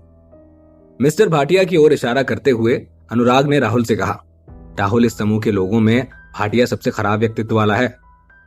कंपनी में कलाकारों और मिस्टर भाटिया की बहुत कम बनती है। कंपनी कलाकार उन्हें गीत लिखने के लिए कहते हैं और वो उसे लिखने में बहुत समय लगाते हैं, और अगर उसमें आगे चलकर कुछ चेंज करने की बात होती है तो अच्छा खासा रिचार्ज अमाउंट कंपनी से चार्ज करते हैं। पलाश ने इस मामले को लेकर कई बार उनसे झगड़ा किया है, लेकिन वो सब बेकार था। क्योंकि वो कह देते हैं कि वो कंपनी छोड़ सकते हैं। लंबे समय तक सुनने के बाद राहुल आखिरकार समझ गया कि इससे ज्यादा कुछ नहीं है कि मिस्टर भाटिया सोचते हैं कि तुम्हें छोड़ दूं तो तुम कुछ भी नहीं रहोगे। शाम के 6 बजने वाले थे और अभी भी 300 से अधिक छात्र और थे जो अपनी बारी का इंतजार कर रहे थे। पलाश ने यह देखते हुए कहा, थिएटर में अंतिम 2 लोगों को देखो और फिर लंबे छात्रों में से एक ट्रेनी को चुनो। इस समय छोटे से रंगमंच के दोनों ओर कुछ लोग बैठे हुए थे। बाईं ओर के ट्रेनी निश्चित ट्रेनीज हैं, कुल 9। दाईं ओर 5 छात्र, 4 मेल और 1 फीमेल हैं, जिनमें से 3 मेल्स का चयन उम्मीदवारों के लिए किया जाता है और अन्य 1 मेल और 1 फीमेल अंतिम 10 लोगों में से अंतिम 2 हैं जो थिएटर में चले गए। ठीक है, सभी ने सर हिलाया। नेक्स्ट। एक युवक जो लगभग 20 साल का लग रहा था, पीले बालों के साथ, लंबा और सुडौल, बड़ी आंखों और ऊंची नाक वाला मंच पर आया। सभी को प्रणाम। हेलो टीचर्स, मेरा नाम सुबोध है और मैं Radhopur university of performing arts के ऑनलाइन शिक्षा विभाग से संगीत प्रदर्शन में पढ़ाई करने वाला एक नया विद्यार्थी हूँ। ऑनलाइन शिक्षा विभाग नाइट कॉलेज और क्रैश कोर्स के बराबर है, लेकिन क्रैश कोर्स की तुलना में इस विभाग में परीक्षा ली जाती है और उनकी शैक्षणिक योग्यता भी देश द्वारा मान्यता प्राप्त होती है। बेशक इस ऑनलाइन शिक्षा विभाग में भी कंपनियां आती हैं और ऑडिशन लेते हैं। ये भारतीय लोगों का ऑनलाइन शिक्षा को लेकर एक कमी का विचार हो सकता है कि ऑनलाइन पढ़े बच्चों पर कैसे विश्वास किया जाए, लेकिन यहाँ ऑनलाइन शिक्षा विभाग वयस्क शिक्षा के बराबर है। लेकिन पूर्णकालिक कॉलेज के छात्र ऑनलाइन शिक्षा विभाग को निचले स्तर पर देखते हैं, क्योंकि वो सोचते हैं कि वो सिर्फ एक प्रमाण पत्र खरीदने के लिए पैसा खर्च करते हैं। इंटरनेट शिक्षा विभाग, क्या आप मुझसे मजाक कर रहे हैं? आप अक्सर कक्षाएं नहीं लेते हैं, आपके पास क्या टैलेंट हो सकता है? सुबोध, आपको वापस जाना चाहिए और 1 साल के लिए अपनी पढ़ाई दोहरानी चाहिए और फिर यहाँ वापस आना एक सामान्य विद्यार्थी की तरह। सुबोध के चेहरे पर कुछ निराशा और तिरस्कार के भाव आ गए थे। दरअसल पलाश की इस अभिव्यक्ति का कारण यह है कि वो मिड स्कूल से बाहर हो गया है और कड़ी मेहनत करने के लिए अपने गांव से पुणे आ गया। वो उच्च शिक्षित नहीं है और उसने कोई व्यवस्थित एजेंट प्रशिक्षण या कॉर्पोरेट प्रशिक्षण भी नहीं लिया है। फिर भी उसने 10 अरबों मूल्य की न्यू आर्टिस्ट मीडिया कंपनी बनाई है। वहीं राहुल का भी ऐसा ही है। हालांकि वो इस जीवन में एक पढ़ा लिखा लड़का है, लेकिन वो अपने पिछले जन्म में एक अनाथ के रूप में पैदा हुआ था और वो ज्यादा स्कूल भी नहीं गया था। हालांकि अपने खुद के प्रयासों और दृढ़ता के साथ वो गायन की दुनिया में शीर्ष पर रहा था और उसने एक मनोरंजन कंपनी में भी निवेश किया था और वो एक प्रसिद्ध मीडिया कंपनी बन गई। और अनुराग के बारे में तो क्या ही कहें, पता नहीं, पर यह समझना मुश्किल था कि ये सब सुनने के बाद भी सुबोध के मन में कोई तिरस्कार और निराशा क्यों नहीं है। मंच पर सुबोध, पता नहीं कि उसकी अच्छी खुद पर काबू करने की क्षमता है या कुछ खुद पर भरोसा करने की कला है। सभी की शंकाओं के सामने उसने चिंता या घबराहट नहीं दिखाई और तो और उसके होठों के कोने पर एक उपहास भरी मुस्कान बनी रही। अच्छा ये बताओ, तुम क्या प्रदर्शन करने जा रहे हो? राहुल ने जोर से पूछा। जी मैं गाना गाना चाह रहा था, सुबोध ने कुछ शब्द बोले। सामने बैठे भाटिया सर का बनाया गीत आन मिलो सजना। आन मिलो सजना, ये मिस्टर भाटिया के प्रतिनिधि कार्यों में से एक है। संगीत बज उठा और सुबोध की आवाज बहने लगी। क्या मैं एक लड़की की प्रतीक्षा कर रहा हूं या मैं कड़वाहट के समुद्र में डूबने का इंतजार कर रहा हूं? एक प्यार चुपचाप सींचा जाता है, कोई फूलों के मुरझाने और खिलने की परवाह नहीं करता। जैसे ही गायन की आवाज आई, जज और उपस्थित छात्र दोनों दंग रह गए। आवाज वास्तव में मूल गायक से मिलती जुलती थी। मेरे दिल में मैं तुम्हारी वापसी का इंतजार कर रहा हूं। क्या मुझे बस एक जवाब वापस मिल सकता है जो इसके लायक है? नहीं, राहुल ने भौचक्का होकर मन में कहा। अरे बाप रे, ये क्या किया इस लड़के ने? इसने गाने के बोल नहीं बदले हैं, लेकिन इस गाने की धुन बदल दी। पर धुन और इस लड़के की आवाज पूरी तरह से मेल खा रही थी। ये निश्चित रूप से एक बहुत कठिन धुन है और जिसने ये गाया है वो एक प्रोफेशनल गायक है। राहुल अभी भी इस गीत आन मिलो सजना से बहुत परिचित है, क्योंकि इस गीत की धुन उसके पिछले जन्म में ऐसे ही नाम से बने गीत के समान है। इस दुनिया में कॉपीराइट जागरूकता बहुत मजबूत है। यदि कोई गाना जिसका कॉपीराइट एसोसिएशन में रजिस्टर्ड है किसी बाहरी व्यक्ति द्वारा बदल दिया जाता है तो ये उसका उल्लंघन है। राहुल ने अपना सर घुमाया और अपने बगल में बैठे सारे जजेस को देखा, लेकिन अमित सर के अलावा जो भौएं चढ़ाए हुए थे, मिस्टर भाटिया ने बिल्कुल भी कोई प्रतिक्रिया नहीं दी। उसके मुंह के कोने भी जुड़े हुए थे और उसके चेहरे पर आनंद की अभिव्यक्ति थी। अगर यही गाना राहुल या अनुराग गा रहा होता तो वो कॉपीराइट की वजह से धुन बदलने पर नाराज हो जाते, लेकिन मिस्टर भाटिया अलग हैं। यह आदमी मनोरंजन उद्योग में एक शीर्ष संगीत निर्माता है और वो इस गाने का भी निर्माता है। कोई कारण नहीं है कि वो उसे सुन नहीं सकता। मैं अभी भी सबसे दर्दनाक हादसे को स्वीकार करने के लिए तैयार हूं, जिस लड़की को मैं सबसे ज्यादा प्यार करता हूं। जब पूरा गाना गाया गया तो छोटे थिएटर में हर कोई तालियां बजाने लगा। हाँ, ये गाना गाना बहुत मुश्किल है। हालांकि ये मूल गायन की नकल कर रहा था, लेकिन फिर भी बहुत अच्छा गाया इसने। अनुराग ये बोलने वाला सबसे पहला व्यक्ति था। मुझे तो लगता है कि पूरी ईमानदारी से आज चुने गए सभी छात्रों में, स्पेशली लड़कों में, ये सुबोध निश्चित रूप से सबसे अच्छा और होनहार है। इसमें कोई आश्चर्य की बात नहीं है कि अनुराग का दिल भी पसीज गया। अनुराग ने भी इसे बहुत अच्छी तरह से कहा, हालांकि वो पूरी तरह से सही नहीं था, फिर भी ये बहुत अच्छा है। पलाश भी बोला। मिस्टर भाटिया भी खुश हो गए जब उन्होंने जज के शब्द सुने। सुबोध बधाई। एक मिनट रुको, राहुल ने सुबोध को रोका। मैं इसे नहीं चुन सकता। सुबोध का चेहरा थोड़ा उदास हो गया था। क्यों? पलाश को थोड़ा अजीब लगा। दो बातें हैं, राहुल ने गहरी आवाज में कहा। एक ये है कि इस गीत को बदल दिया गया है और कॉपीराइट उल्लंघन किया गया है, और दूसरा। ये कहने के बाद राहुल ने चारों ओर देखा और कहा, सुबोध का गायन वास्तव में अच्छा है, लेकिन वो नकल करने के लिए बहुत जुनूनी है, इसीलिए उसने अपनी आवाज खो दी है। अगर आप एक ट्रेनी को लेना ही चाहते हैं तो आप उसे चुन सकते हैं, लेकिन उसकी गायन शैली उसके उसूलों के हिसाब से बहुत गलत है। चाहे वो आवाज और सुर के मामले में बिल्कुल इस मूल गायक की तरह ही हो, लेकिन वो साफ उसकी नकल कर रहा है। अगर बात की अवस्था में वो इसे बदलना भी चाहे तो ये हो सकता है कि वो इसे बदल ना सके। अगर उसे कंपनी में शामिल होने के लिए चुना जाता है तो वो गाने में सक्षम नहीं हो सकता है, इसीलिए वो केवल एक ऑर्केस्ट्रा में गाना गाने का रास्ता अपना सकता है। मिस्टर भाटिया, आप क्या सोचते हैं? सब एकदम चुप हो चुके थे। सबको पता था कि राहुल बोल तो सच रहा है। मिस्टर भाटिया को भी मन ही मन तो राहुल सही लग रहा था। वो अपनी नजरें उठाकर पलाश को देखते हैं और पलाश भी उन्हें देखता है और यही सोचता है कि राहुल सही है। पर मिस्टर भाटिया क्या कहेंगे? क्या वो राहुल को नीचा दिखाने के लिए कंपनी का नुकसान करेंगे, या वो भी राहुल का ही पक्ष लेंगे? इस प्यारी सी कहानी में क्या होगा अगला ट्विस्ट, ये जानने के लिए जुड़े रहिए पॉकेट एफएम के साथ।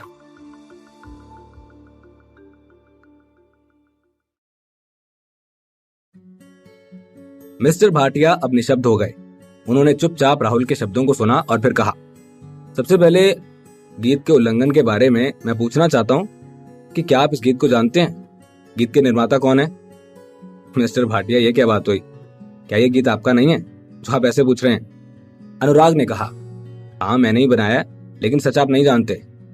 मिस्टर भाटिया ने राहुल पर नजर डाली। ये गीत मैंने भी रमन और रंजन, जो बहुत बड़े संगीतकार थे, उनके गीत की तर्ज पर तैयार किया है। तो क्या ये मेरी तरफ से भी कॉपीराइट उल्लंघन है? सभी ने आश्चर्य से अपना मुंह चौड़ा कर लिया और मिस्टर भाटिया को अविश्वास में देखा। मंच पर खड़ा सुबोध भी खुद को रोक नहीं सका और जोर से हंस पड़ा।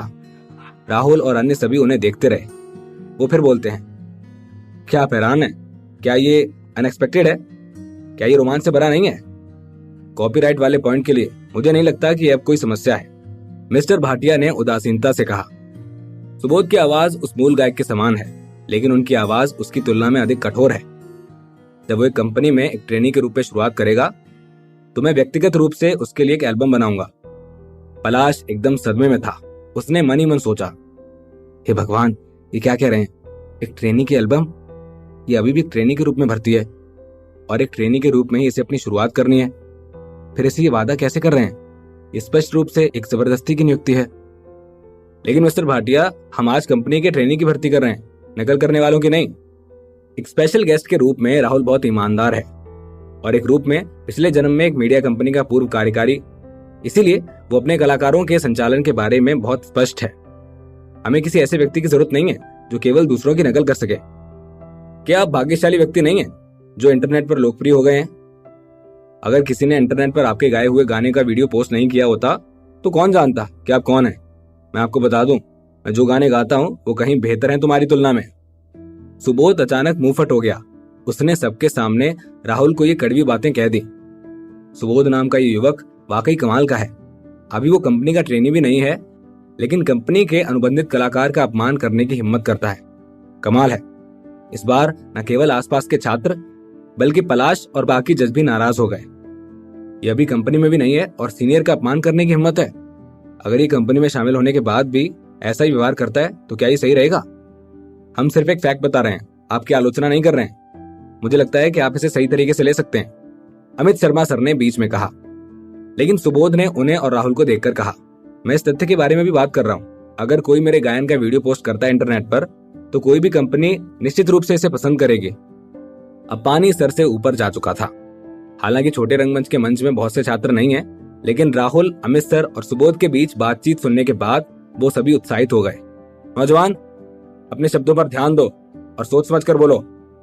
पलाश पहले तो सुबोध के बारे में काफी आशावादी था, लेकिन अब ऐसा लगता है कि वो युवक बिल्कुल भी साधना के लायक नहीं है। मिस्टर पलाश, उन्हें आपस में इस मामले का हल करने दें। इस समय मिस्टर भाटिया अचानक खड़े हुए और सुबोध के पक्ष में बोलने लगे। मिस्टर भाटिया, आज आपको क्या हो गया है? पलाश ने सीधे मिस्टर भाटिया को देखकर कहा। आमतौर पर तो हमारी कंपनी में न्यू कमर्स के साथ आपका इतना अच्छा स्वभाव नहीं होता है, पर फिर आज ऐसा क्यों? पलाश ही नहीं, उपस्थित सभी लोगों ने महसूस किया कि ये बहुत अजीब लग रहा था। भाटिया सुबोध का पक्ष ले रहे थे। मिस्टर भाटिया, मैं बहुत उत्सुक हूं ये जानने के लिए कि कहीं आपको इस सुबोध से कोई लाभ तो नहीं मिला है। आप उसके साथ ऐसा व्यवहार क्यों कर रहे हैं? ये पलाश ने सभी के सामने पूछ लिया। मिस्टर पलाश, अगर इस बात का कोई आधार नहीं है तो बकवास मत करो। मिस्टर भाटिया का चेहरा एकदम लाल हो गया था और उन्होंने गुस्से में कहा, तुम्हारा कहने का क्या मतलब है कि मैंने सुबोध से कोई पैसे वैसे लिए हैं? नहीं, सच ये है कि मैं सुबोध ने अभी जो कहा है उससे सहमत हूं, और मैं भी बहुत उलझन में हूं कि इंटरनेट सेलिब्रिटी राहुल का नाम इतना कितना हो गया कि ये हम सबके साथ बैठा है। ऐसी किस तरह की क्षमता उसमें कि वो सीधे स्टूडियो में पार्टनर बन गया? पलाश और राहुल, मिस्टर भाटिया और सुबोध, क्या वो लड़ने जा रहे हैं? अचानक से पलाश के माथे की नसें फूल जाती हैं और वो जोर से कहता है, मिस्टर भाटिया, ये मत भूलो कि कंपनी का अध्यक्ष कौन है। बेशक मैं नहीं भूला। मिस्टर भाटिया का चेहरा ठंडा पड़ गया। कंपनी आपकी है, लेकिन मर्जी मेरी है, और अगर आप मुझे संतोषजनक उत्तर नहीं देते हैं तो मुझे कंपनी छोड़ने और पैसे कमाने का दूसरा रास्ता खोजने के लिए दोष मत दीजिएगा। ये क्या बोल गए मिस्टर भाटिया? ट्रेनी की भर्ती के एकमात्र मुद्दे से ये सीधे कंपनी के इस्तीफे के मुद्दे तक बढ़ गए। ऐसा लगता है कि उन सबका फटना तूफान की तरह अचानक आ रहा है, लेकिन वास्तव में ये कंपनी के बॉस और उसके सबऑर्डिनेट्स के बीच लंबे समय से चली आ रही शिकायत है। आज की इस घटना की वजह से भगदड़ मच गई। कंपनी की भर्ती को छोड़कर सभी छात्रों ने अपने कान खड़े कर लिए थे। वो बॉस और उनके मातहतों के मुंह खोलने का इंतजार कर रहे थे। एक और अरबों की संपत्ति के साथ एक दबंग कंपनी का अध्यक्ष और दूसरी ओर मनोरंजन उद्योग में एक शीर्ष संगीत निर्माता। क्या आप सभी जवाब चाहते हैं? पलाश ने कुछ देर चुप रहने के बाद पूछा। मिस्टर भाटिया मुस्कुराने लगे और बोले, देखिए, ये बहुत सरल है। राहुल यही है और मैं चाहता हूं कि राहुल सुबोध के साथ प्रतिस्पर्धा करे। सिंपल। जज के लिए अमित शर्मा सर, बाहर कई छात्र होने चाहिए, है ना? दरवाजे पर अमित शर्मा ने शब्द सुने और जल्दी से कहा, हाँ, बाहर लगभग 200 छात्र हैं। यहाँ तो बस एक छोटा मंच है, तो क्या आपके पास कोई बड़ी स्क्रीन है जो बाहर लगाई जा सकती है? LED screen? हाँ, अमित सर ने सर हिलाया। इस इमारत के सभी छोटे थिएटर वेल इक्विप्ड है और कुछ नई तकनीकों के मामले में तो टीवी स्टेशनों के प्रसारण हॉल के साथ तुलना करने में सक्षम है। अच्छा, मिस्टर भाटिया ने थिएटर की संरचना के बारे में समझा और फिर अपना सर घुमाया और पलाश से फिर से कहा, मिस्टर पलाश, राहुल और सुबोध को इस मंच पर गायन प्रतियोगिता करने दें और जज होंगे बाहर के छात्र। जिसे भी सबसे ज्यादा समर्थन मिलेगा वो जीतेगा। बोलिए, क्या विचार है आपका? पलाश ने बात नहीं की, लेकिन राहुल पर एक सवालिया नजर डाली। अगर मैं जीत गया तो मुझे क्या मिलेगा? राहुल ने मिस्टर भाटिया से सीधा सवाल किया। आप जीत गए? मिस्टर भाटिया जोर से हंस पड़े। तुम्हें क्या लगता है कि तुम कौन हो? मैं भाटिया, इतने सालों से मनोरंजन उद्योग में हूं। मैं तुम जैसे एक नए लड़के से शर्त कैसे हार सकता हूं? इस इंडस्ट्री में लगभग 30 साल हो गए हैं। इतना एक्सपीरियंस हो गया ना मिस्टर राहुल कि लिफाफा देखकर खत का मजमू जान जाते हैं हम। कोई भी हमेशा विजेता नहीं रहता। राहुल ने इत्मीनान से कहा। हो सकता है कि आप एक वरिष्ठ मुझ जैसे कल के छोकरे से हार जाएं। हाँ, राहुल के शब्दों से मिस्टर भाटिया का दम लगभग घुट सा गया था। मिस्टर राहुल, अगर मैं हार गया ना तो मैं इस कंपनी से अपना इस्तीफा दे दूंगा। मंच पर से सुबोध ने राहुल को गुस्से से देखा। और अगर तुम हार गए मिस्टर राहुल, तो न्यू आर्टिस्ट मीडिया कंपनी को छोड़ने के अलावा तुम्हें ऑनलाइन स्वीकार करना होगा कि तुम राहुल मुझसे मतलब सुबोध से निचले दर्जे के हो और मेरी एक टीचर के रूप में पूजा भी करोगे। ये कितना घिनौना है। यदि मिस्टर भाटिया और सुबोध हारते हैं तो सुबोध अभी केवल एक विद्यार्थी है जो कंपनी में शामिल नहीं भी होता है तो उसे कोई फर्क नहीं पड़ेगा। लेकिन अगर राहुल हार जाता है तो वो न केवल अपने करियर को नष्ट कर देगा बल्कि एक शिक्षक के रूप में भी आपकी पूजा भी करेगा। अरे राहुल जोर जोर से हंसा, सुबोध की तरफ एक मनोरोगी की तरह इशारा करते हुए। मिस्टर भाटिया ने राहुल से पूछा, आप किस पर हंस रहे हैं? मैं खुद को बहुत गंभीरता से लेने के लिए आप दोनों पर हंसा। राहुल मुस्कुराए बिना नहीं रह सका। तुम्हारी शर्तें बिल्कुल भी उचित नहीं है। नहीं तो चलो, दोनों के बीच अगर मैं हार गया तो जैसा तुम कहोगे वैसा ही करूंगा, और अगर तुम हार जाते हो तो तुम जमीन पर घुटने के बल बैठकर मेरे पैर छुओगे, एकदम दंडवत, और साथ ही जोर जोर से चिल्लाओगे कि मैं एक मूर्ख इंसान हूं, बताओ ये कैसा है। राहुल समझ गया था कि सुबोध एकदम बचकाना है, इसीलिए राहुल ने भी बचकाना मांग रख दी। वो जानता था कि वो इसे ईगो पर लेकर जरूर स्वीकार करेगा, और यही हुआ। सुबोध तमक कर बोला, ठीक है, क्योंकि तुम पागल हो रहे हो तो मैं भी तुम्हारे साथ पागल हो जाता हूं और देखूंगा कि अंत में कौन पागल है। ये सोचकर पलाश ने मिस्टर भाटिया को देखकर कहा, ये तो हुई इन दोनों युवा लोगों के बीच की बात, तुम्हारे और मेरे बीच का क्या? इसलिए मैं ये शर्त रखता हूं कि अगर मैं जीत गया तो अब से तुम मेरे बिजनेस में दखल नहीं दोगे। मिस्टर भाटिया ने कहा, और हाँ, मैं अभी भी कंपनी का 1% शेयर लेना चाहता हूँ। मिस्टर भाटिया ने साफ साफ कह दिया। वो 1% पलाश के लिए बहुत कम नहीं है, ये है कम से कम 150 करोड़। हालांकि भले ही वो इस लड़ाई को इस तरह से लड़ रहे हैं, पर दोनों के मन में बस एक ही बात है कि जो भी हारेगा उसके लिए ये सिद्ध हो जाएगा कि उसके पास लोगों को जानने की क्षमता नहीं है। ठीक है, पलाश ने हाँ में सर हिलाया। हार गए तो आपको वो करना होगा जो मैं आपसे करने के लिए कहूंगा। इसके अलावा आपको अपना बुरा स्वभाव बदलना होगा। कंपनी में कोई भी आपका नौकर बनने को तैयार नहीं है। ठीक है, डन। मिस्टर भाटिया ने अपना हाथ आगे बढ़ाया। तभी पलाश ने उनके हाथ को देख अपना हाथ बढ़ाया और दोनों ने हाथ मिलाकर शर्तें तय कर ली। फिर मिस्टर भाटिया बोले, अब आएगा असली मजा। तो चलिए, हम आपको तैयारी के लिए 20 मिनट देंगे। पलाश ने राहुल और सुबोध से कहा, 20 मिनट में आपकी प्रतियोगिता शुरू हो जाएगी। ठीक है, राहुल ने हाँ में सर हिलाया और सीधे बैक स्टेज के साउंड रूम में चला गया। अमित शर्मा सर, आप बाहर से सभी छात्रों को अंदर आने दे सकते हैं, पलाश ने अमित शर्मा सर से कहा। अमित सर ने हाँ में सर हिलाया, थिएटर का दरवाजा खोला और बाहर चिल्लाया, छात्रों, सभी थिएटर में प्रवेश करें, मुझे आपसे कुछ कहना है। अब क्या होने वाला था? आखिरकार कौन जीतेगा, राहुल या सुबोध? आखिरकार मिस्टर भाटिया राहुल से क्या चाहते हैं? इस प्यारी सी कहानी में क्या होगा अगला ट्विस्ट, ये जानने के लिए जुड़े रहिए पॉकेट एफएम के साथ।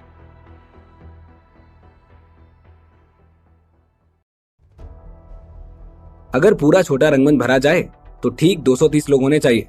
जब बाहर के सभी छात्र अंदर आ गए तो न केवल 230 सीटें भर गईं, बल्कि 30 से अधिक छात्र बिना सीट के थे। अमित सर के पास उन्हें आगे स्टेज के नीचे बैठने और सीटों के बीच बने गलियारे में खड़े करने के अलावा कोई विकल्प नहीं था। अमित शर्मा सर ने वहां उपस्थित छात्रों को संक्षेप में स्थिति का परिचय दिया। बेशक उन्होंने मिस्टर पलाश और मिस्टर भाटिया के बीच की शर्त के बारे में सबको नहीं बताया, पर उन्होंने सिर्फ इतना कहा कि 2 छात्र एक गायन प्रतियोगिता करने जा रहे थे और बाकी सभी छात्रों को इस प्रतियोगिता का जज बनने के लिए कहा। सभी विद्यार्थी उत्साहित थे। उनके पास अभी एक ट्रेनी के रूप में न्यू आर्टिस्ट मीडिया कंपनी में शामिल होने का मौका तो नहीं था, लेकिन गायन प्रतियोगिता देखने के लिए इस दोपहर का इंतजार करना उन्हें उचित लग रहा था। अरे, मैंने उस सीनियर से पूछा जो कि पहले से थिएटर में था, और उसने कहा कि इस प्रतियोगिता में हमारी भी हिस्सेदारी है। कुछ छात्र आपस में बातें कर रहे थे। मैंने भी पूछा, ऐसा लगता है कि कोई लड़का है जो रेस्टोरेंट में गाता है। समय आ रहा है और हम उन्हें थोड़ी देर में मंच पर देखेंगे। इंटरनेट पर रातों रात लोकप्रिय होने के बाद राहुल की लोकप्रियता कम नहीं हुई है, इसीलिए स्कूल में कई छात्र राहुल के बारे में जानते हैं। इसलिए इस इंटरनेट सेलिब्रिटी के साथ सभी छात्र इस गायन प्रतियोगिता की प्रतीक्षा कर रहे हैं। 20 मिनट जल्दी बीत गए। स्कूल के मुख्य डीन के रूप में अमित शर्मा ने स्वाभाविक रूप से इस गायन प्रतियोगिता के मेजबान के रूप में काम किया। हमारे पास प्रत्येक सीट पर एक वोटिंग मशीन है। दोनों छात्रों के गायन समाप्त करने के बाद आप अपनी इच्छा के अनुसार स्वतंत्र रूप से चुन सकते हैं कि किसे वोट देना है। अमित सर एक माइक्रोफोन पकड़े हुए मंच पर दिखाई देते हैं। तो दोनों छात्रों में मैं सबसे पहले सुबोध को आमंत्रित करना चाहूंगा, जो संगीत थिएटर प्रदर्शन में पढ़ाई कर रहे छात्र हैं, इंटरनेट शिक्षा विभाग से, और ये रब्दी मेहर गाना गाएंगे। इस गीत को लिखा भी मिस्टर भाटिया नहीं था और संगीत भी उन्हीं का था। अमित सर द्वारा अपनी घोषणा पूरी करने के बाद ऑडिटोरियम से हूटिंग की गड़गड़ाहट हुई। आखिरकार ऑनलाइन शिक्षा विभाग को हेय दृष्टि से देखना काफी आम बात है। जैसे ही रब्दी मेहर का संगीत बजाया गया, सुबोध, जिसके हल्के भूरे बाल पीछे की ओर कंघी किए हुए थे और कहीं से काला सूट पहने हुए था, धीरे धीरे बैक स्टेज से बाहर निकला और प्रदर्शन शुरू किया। मैं आज कमली हुआ तुझको देखकर, हो गई मुझ पर रब्दी मेहर। सुबोध ने जानबूझकर वापस उसी सिंगर की आवाज की नकल की जो वास्तव में भ्रामक है। जैसे ही उसने गाना शुरू किया, उसने थिएटर में सभी को तुरंत चौंका दिया, और यहाँ तक कि वहां ये प्रतियोगिता देखने आए कुछ शिक्षकों के भी पूरे शरीर के रोंगटे खड़े हो गए। जद वेख्या मैं तेनू उस रात नू, उस ठंडी रात नू हथ सेकते हुए, उस अलावदी आग से तपतू रईसी पर जल में रहा था। गायन जारी रहा और उपस्थित सभी छात्र एकदम से उस गाने के बहाव में बहते चले गए। लेकिन उन लोगों में जो सीनियर्स थे या जो प्रोफेशनल थे और जो संगीत का अध्ययन करते हैं, वो यही कह रहे थे कि सुबोध का गाना उन्हें 2 वजहों से नहीं जम रहा था। एक तो ये कि उन्होंने पाया कि गाने की धुन बदल दी गई थी, और दूसरा, गायक उस गीत के मूल गायक की नकल करने पर बहुत अधिक केंद्रित था और यहाँ तक कि उसने अपना मूल स्वर भी खो दिया था। एक गाना गाने के बाद छोटे थिएटर से लगातार तालियां बजती रहीं। सुबोध बस छोटे मंच पर खड़े होकर दर्शकों की तालियों का आनंद ले रहा था, और जब तालियां धीरे धीरे बंद हुई तब उसने दर्शकों के सामने हाथ जोड़े। यहाँ मैं एक बयान देना चाहता हूँ। गाना गाने के बाद सुबोध तुरंत मंच से नहीं चला गया, लेकिन उसने दर्शकों से कहा, ये गाना वही धुन है जिसे मिस्टर भाटिया ने व्यक्तिगत रूप से मेरे लिए बदल दिया है, इसलिए मुझे कोई फर्क नहीं पड़ता कि ये कॉपीराइट उल्लंघन है। मुझे आशा है कि सभी सीनियर्स और जूनियर्स मुझे ही वोट देंगे। मिस्टर भाटिया सामने की पंक्ति से खड़े हुए और छात्रों को संकेत दिया कि सुबोध सच कह रहा है। अच्छा छात्रों, कृपया वोट करें। अमित शर्मा मंच पर दिखाई दिए। वोट करने के लिए 30 सेकंड की उल्टी गिनती शुरू होती है अब। जैसे ही अमित शर्मा की आवाज बंद हुई, उनके पीछे लगा बड़ा पर्दा टिमटिमाने लगा। उस पर वो पुराने जमाने की पेंडुलम वाली घड़ी दिखाई दी, जिस पर 30 सेकंड लिखे आ रहे थे। अमित सर के शुरू बोलते ही वो टिकटॉक शुरू हो गई। 10, 9, 8, 7। जैसे ही आखिरी 10 सेकंड बचे, सभी छात्र छात्राएं जोर जोर से नंबर चिल्लाने लगे। 6, 5, 4, 3।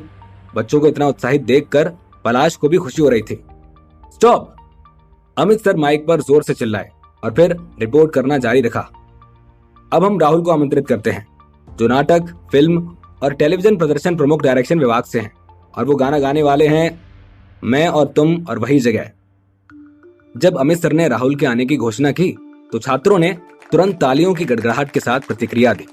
मंच पर रोशनी अचानक कम हो गई और अचानक प्रकाश की एक किरण दिखाई दी। प्रकाश की उस किरण के नीचे गिटार पकड़े हुए एक व्यक्ति धीरे धीरे मंच के केंद्र में आया। ये राहुल है। ईयरफोन को हिलाते हुए राहुल ने कहा, ये गीत मैं और तुम और वही जगह जो मैं आपके लिए लाया हूं, यह हमारे युवाओं को समर्पित है। तो पेश है गीत मैं और तुम और वही जगह। थिएटर में अचानक हारमोनिका की आवाज आई। उसके तुरंत बाद गिटार की मंद मधुर ध्वनि सुनाई दी। क्या आप कल याद रखेंगे जो डायरी आपने कल लिखी थी? क्या आप कल भी याद रखेंगे आप जब सबसे ज्यादा दुखी थी? राहुल की आवाज ने गिटार बजने के क्षण से गाया, कर्कश और एक ही समय में आकर्षण से भरपूर। इसने छोटे थिएटर में लगभग तुरंत ही सभी के कानों को पकड़ लिया। हम आपको याद नहीं कर सके, आप जो गिले शिकवे पता नहीं लगा सके। मैं बस तस्वीरों को खंगालने लगा और मैंने आपको उसी जगह पर याद किया। राहुल का गायन जारी रहा और जो छात्र अभी फुसफुसा रहे थे, उन्होंने धीरे धीरे बातें करना बंद कर दिया। जब गाना इस मुकाम पर पहुंचा तो पूरा छोटा थिएटर खामोश हो गया। लगभग सभी छात्रों ने मंच पर राहुल को अपनी खुली आंखों से देखा। सच कहूं तो ये गाना सभी को बहुत अच्छा लग रहा था।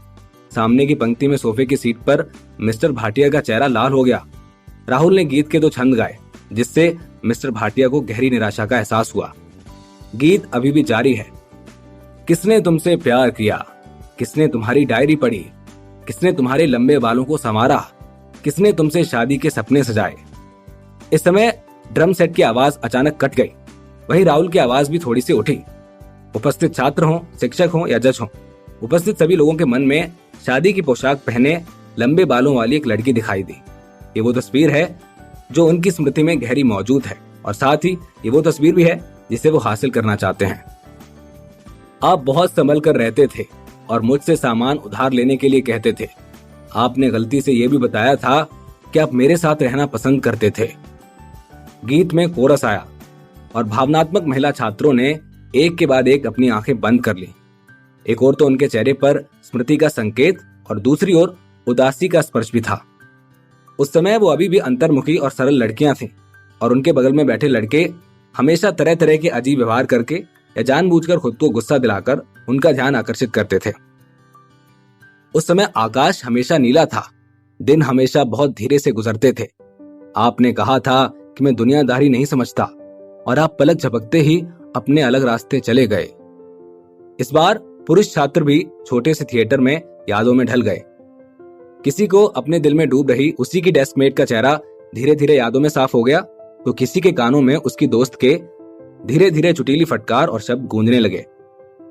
कुछ आंखें बंद करके ये याद करने लगे कि उस समय जब वो लड़कियों के साथ थे, वो हमेशा अच्छे मूड में थे, तनाव मुक्त और लापरवाह थे, और हमेशा महसूस करते थे कि दिन बहुत धीरे धीरे बीत रहे हैं, और उन्हें यह दृढ़ विश्वास भी था कि सच्ची भावना को इस क्षण में हमेशा के लिए संरक्षित किया जा सकता है।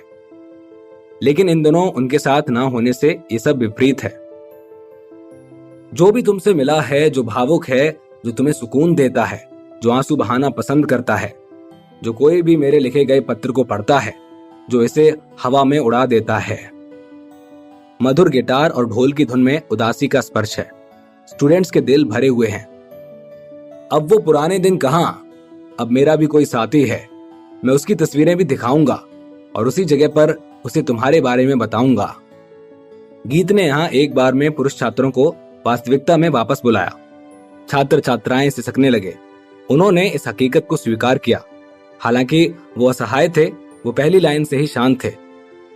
है कौन तुम्हारा साथी जो संवेदनशील है, जिसने तुम्हें दिलासा दी, जिसने तुम्हें संभाला, जिसने तुम्हारे लंबे बालों को बांधा, जिसके नाम का शादी का जोड़ा तुमने पहना। अभी गीत अंत तक गाया नहीं कि छात्र हो या छात्रा, सबके चेहरे पर आंसू आ गए हैं। उन्होंने बहुत रोकने की कोशिश की, लेकिन रोक नहीं पाए। वास्तव में गीत सुनकर यादों में खोना बहुत आसान है। अतीत को याद करके उदास हो जाना बहुत आसान है। इस गीत ने यादें जगा दी। यादें जो हमें एक बार में छू लेती हैं, वो समय बीतने के साथ भी पुरानी नहीं होती। राहुल ने दर्शकों के सामने हाथ जोड़े और उन्हें सलाम किया। उसके बाद उसने गिटार नीचे रखा और उसकी आंखें भी थोड़ी लाल थीं।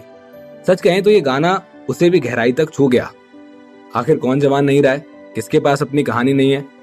लेकिन खुद को रोने से रोकने में सक्षम होने के लिए राहुल अब बहुत मजबूत हो चुका है। राहुल की परफॉर्मेंस खत्म होने के बाद तालियां धीरे धीरे गूंज उठी। थिएटर में लंबे समय तक गीत में डूबे छात्रों को आखिरकार होश आया। तालियां धीरे धीरे सभी दिशाओं में लुढ़कते हुए एक लहर में विलीन हो गए। वहां खड़े छात्र धीरे धीरे खुसर फुसर करने लगे। ये खूबसूरत गीत, ये बहुत सुंदर है। जब मैंने उनका मुलाकात रेस्टोरेंट में गाना सुना था, मैं रो पड़ा था और अब मैं फिर से रो रहा हूँ। दर्शकों, छात्रों के चिल्लाने और तालियों की गड़गड़ाहट पूरे 2 मिनट तक चलती रही। अब छात्र उत्तेजना से शांत हो गए। अमित शर्मा सर, जो मंच के बगल में खड़े हुए थे, उन्हें मंच पर लौटने का अवसर मिला। ठीक है, हम सभी राहुल को ये इतना सुंदर गीत गाने के लिए धन्यवाद देते हैं। अमित सर लाल और भीगी आंखों के साथ मंच के केंद्र में आए। अगर छात्रों को ये गाना पसंद है और अगर आप एक ही टेबल पर हैं, तो कृपया मतदान शुरू करें। 30 सेकंड की उल्टी गिनती शुरू होती है। चलो शुरू करें, टाइमर ऑन। आखिरकार कौन जीतेगा? किसकी शर्त पूरी होगी, राहुल या सुबोध, पलाश या मिस्टर भाटिया? इस प्यारी सी कहानी में क्या होगा अगला ट्विस्ट, ये जानने के लिए जुड़े रहिए पॉकेट एफएम के साथ।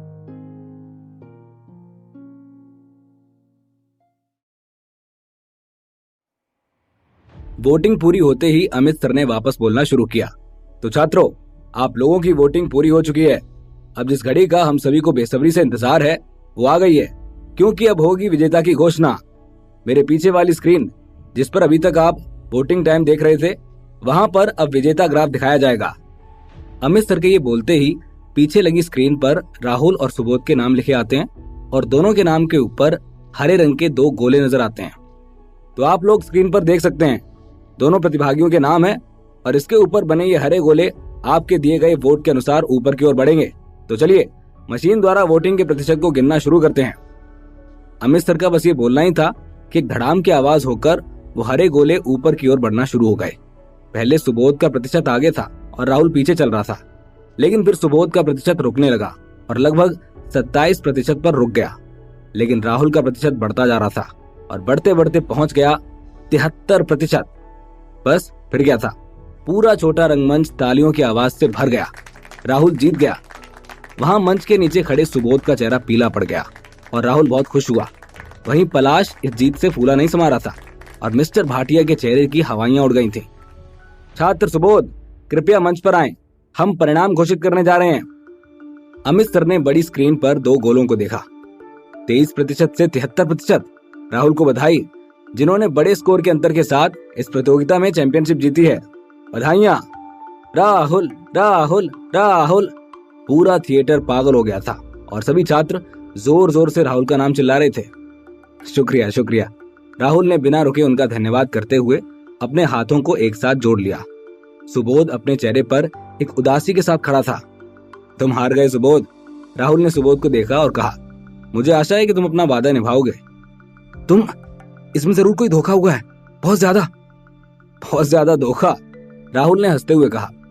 जब तुमने प्रतियोगिता की शर्तों का उल्लेख किया तो क्या तुमने कभी सोचा था कि तुम इतनी बुरी तरह हारोगे? सुबोध ने जूरी पर नजर डाली और जारी रखा। मैं आपको बताता हूँ, मिस्टर भाटिया मेरे चाचा हैं। यदि आप लोगों ने मेरी हंसी उड़ाई ना तो मैं गारंटी दे सकता हूँ कि आपको भविष्य में कभी भी उनसे गाना नहीं मिलेगा। अब रिक्वेस्ट करने का आइडिया फेल हो गया तो वो धमकाने लगा।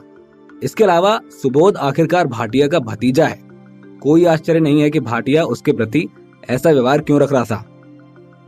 मैं और उनसे गीत लेना चाहूंगा, राहुल ने मुस्कुराते हुए कहा।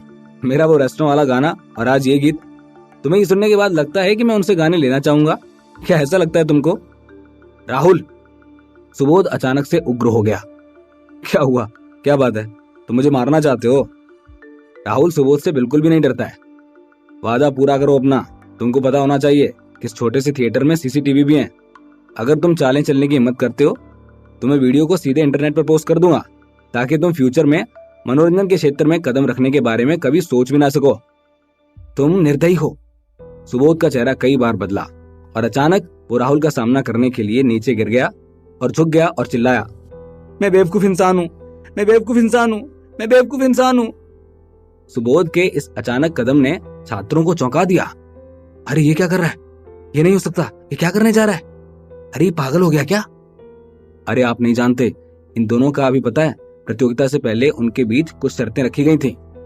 छात्रों ने आखिरकार कारण और प्रभाव का पता लगा लिया, लेकिन किसी को भी सुबोध से सहानुभूति नहीं थी, क्योंकि इस अहंकारी से स्वाभाविक रूप से किसी को तो लड़ना ही पड़ता। और चेहरे पर इस थप्पड़ का प्रभाव बहुत अच्छा है, कर्कश। राहुल बड़े सोफे की सीट से एक झटके के साथ खड़े होकर मिस्टर भाटिया की आंखें आग की लपटों में फूटने लगी थी। राहुल क्या राहुल? पलाश ने ऐन वक्त पर मिस्टर भाटिया को खींच लिया। अब आप अपनी हार स्वीकार कर लीजिए। मैंने ही पहले ही कहा था कि युवा अपने मामलों का स्वयं हल कर सकते हैं। मिस्टर भाटिया, हमारे पिछले समझौते को मत भूलना, पलाश ने उन्हें याद दिलाया। कंपनी में लौटने के बाद मैं आपको बिल्कुल नया देखने की उम्मीद करता हूँ, ना कि इस तरह का संगीत निर्माण निर्देशक जो कि सोचता है कि बस वही श्रेष्ठ है। मिस्टर भाटिया ने उदास होकर कहा, नहीं तुम चिंता मत करो, मैं कोई ऐसा इंसान नहीं हूं जो हारना बर्दाश्त नहीं कर सकता, और मैं भी नहीं चाहता कि सुबोध को कंपनी में लिया जाए। ठीक है, पलाश ने सर हिलाया। अब सिर्फ एक लड़की बची होनी चाहिए जिसका इंटरव्यू नहीं हुआ है ना? आप खुद उसका इंटरव्यू कर सकते हैं। मैंने आज रात अपने दोस्तों के साथ डिनर प्लान किया है, इसलिए मैं जा रहा हूँ। मिस्टर पलाश ने खड़े होकर मंच पर खड़े राहुल को इशारा किया। मुझे उम्मीद है कि आप अपना वादा निभाएंगे। मिस्टर भाटिया को ये बोलकर पलाश वहां से जाने लगा। राहुल सुबोध को वहीं छोड़कर पलाश के पीछे पीछे वहां से निकल गया। जब तक वो दोनों छोटे से रंगमंच से निकले तब तक 6:30 बज चुके थे। राहुल ने पलाश से बात की, भाई तुम रात के खाने के लिए दोस्तों से कितने बजे मिल रहे हो? क्यों, तुम नहीं आ रहे हो? पलाश ने मुस्कुराते हुए कहा, ये अच्छा है, मैं बाद में एक जगह बुक कर लूंगा, तुम आ जाना। देखो मैं अभी वादा नहीं कर सकता, मुझे सोना के बारे में भी सोचना होता है, इसके ऊपर भी तो निर्भर करता है ना। तभी राहुल का सेल फोन अचानक बज उठा। उसने अपना सेल फोन निकाला और स्क्रीन पर चमकते हुए नाम को देखा और अचानक ही उसके चेहरे पर एक कोमल मुस्कान दिखाई दी। हेलो, क्या पापा बोल रहे हैं? फोन से सोना की आवाज प्यार से भरी सुनाई थी। पलाश जो वहां खड़ा था फोन से परिचित आवाज सुनकर थोड़ा अचंभित हो गया और फिर एक तरफ चला गया ताकि पिता और बेटी इत्मीनान से बातें कर सकें। हाँ बेटा, पापा ही बोल रहे हैं। राहुल बिना हंसे नहीं रुक सका। सोना, क्या पापा को मिस कर रहे हो? हाँ पापा, सोना बहुत मिस कर रही है। क्या पापा भी मुझे मिस कर रहे हैं? बेशक, राहुल के चेहरे पर मुस्कान आ गई। अच्छा बताओ, आज स्कूल के टीचर ने आपको क्या सिखाया? अरे पापा, आज तो मैंने एक बदसूरत बतख का बच्चा बनाया, रोमेला ने एक सफेद हंस बनाया और टीचर ने इस अच्छी पेंटिंग के लिए हमारी तारीफ भी की। अरे वाह, मेरा सोना तो बहुत स्मार्ट है, राहुल ने कहा। इसी बात पर आज रात आपके पापा आपको गिफ्ट देंगे, आपको एक छोटी सी कहानी सुनाएंगे। पापा, क्या मुझे 2 कहानियां सुना सकते हो? सोना की आवाज में उम्मीद थी। नहीं, राहुल ने जानबूझकर रोका और फिर अचानक जोर जोर से हंसने लगा। अच्छा, मैं आपको एक नहीं 2 कहानियां सुना दूंगा। ये सुनकर सोना बहुत खुश हो गई। ये छोटी लड़की बड़ी बदमाश है, राहुल मुस्कुराया। इधर यूनिवर्सिटी से कंपनी में वापस आने के लिए राहुल ने पलाश को उसके ऑफिस भेज दिया और फिर खुद रिकॉर्डिंग स्टूडियो में चला गया। कल रिकॉर्ड किया हुआ गाना आया, 2 वर्जन, एक डिलीट और एक एनालॉग। राहुल गीत के साथ अपने ऑफिस में लौट आया, कंप्यूटर ऑन किया और कॉपीराइट एसोसिएशन की वेबसाइट पर लॉगिन किया। फिर उसने दोपहर में गाए हुए तुम मैं और वही जगह गाने का कॉपीराइट रजिस्टर किया और फिर एक पेंगुइन म्यूजिक ऐप डाउनलोड किया। Penguin music new artist group के तहत एक म्यूजिक प्लेटफॉर्म है जिसके करोड़ों यूजर्स हैं।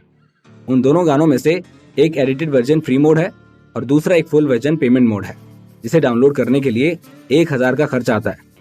एक गाने के लिए वेबसाइट और कलाकार के बीच 50-50 फीस होती है। पेंगुइन संगीत के मुख्य इंटरफेस को एक्सेस करने के लिए क्लिक करते ही राहुल की आंखें चमक उठती हैं। पृथ्वी पर मौजूद संगीत सुनने की अलग अलग ऐप के समान ही ये पेंगुइन संगीत का मुख्य इंटरफेस 2 भागों में बटा हुआ है। सबसे बाईं ओर लॉगिन करने वाले की पूरी प्रोफाइल, मेरा संगीत, संगीत हॉल, म्यूजिक वीडियो और सर्च, जबकि दाईं ओर एक हिस्सा है जो maximum clicks, charts, playlist, radio station और नए गीतों को एनालिस्ट सूचीबद्ध करता है। जब तक आपके पास व्हाट्सएप अकाउंट है, आप पेंगुइन संगीत में लॉगिन कर सकते हैं। अकाउंट नंबर दर्ज करके पेंगुइन संगीत में लॉगिन करने के लिए राहुल साइन इन पर क्लिक करता है और सिंगर प्रोफाइल ऐड करता है। रेस्टो में गाए गए गीत के रिकॉर्ड किए गए 2 वर्जन्स को फिर से सुनने के बाद राहुल ने सीधे पेंगुइन म्यूजिक पर गाने को रिलीज कर दिया। सामान्य परिस्थितियों में पेंगुइन संगीत ऐप में सॉन्ग रिलीज होने के बाद 24 घंटे के अंदर म्यूजिक क्रिटिक्स इसको रिव्यू करते हैं और अगर ये ठीक से एडिटेड है तो इसे ऐप में अपलोड करने के ठीक बाद इसका रिव्यू किया जाता है और ये ऐप पर न्यू सॉन्ग्स लिस्ट में दिखाई देने लगता है। न्यू सॉन्ग्स लिस्ट में दिखाई देते ही नेटिजन्स गाने को सुन और डाउनलोड कर सकते हैं।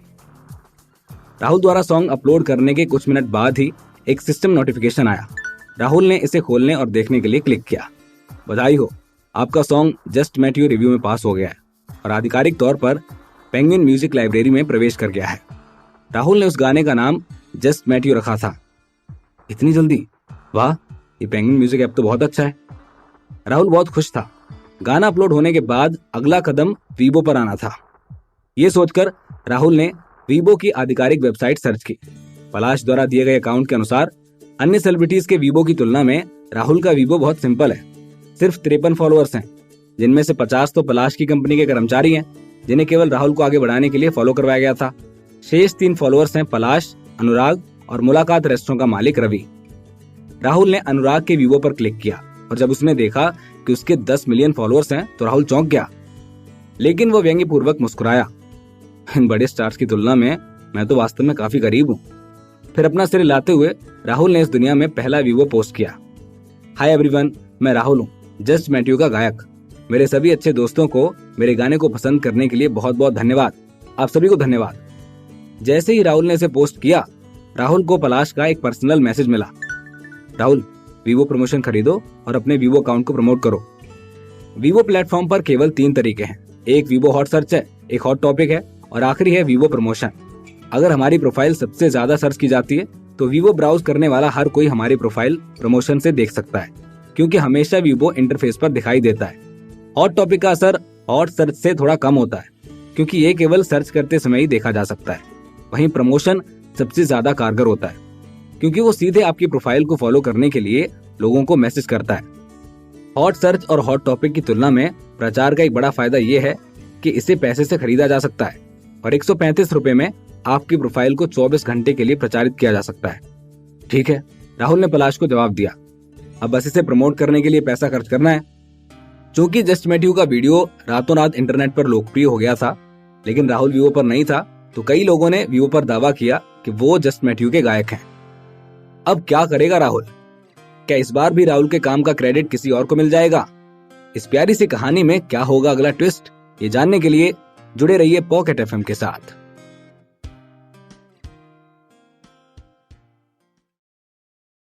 जस्ट मेट यू गीत के कारण राहुल के प्यार में पड़ने वाले कई प्रशंसकों के बाद बहुत से लोग उन गायकों पर विश्वास करने को तैयार नहीं हैं, जो वीवो पर जस्ट मेट यू के गायक होने का दावा कर रहे हैं।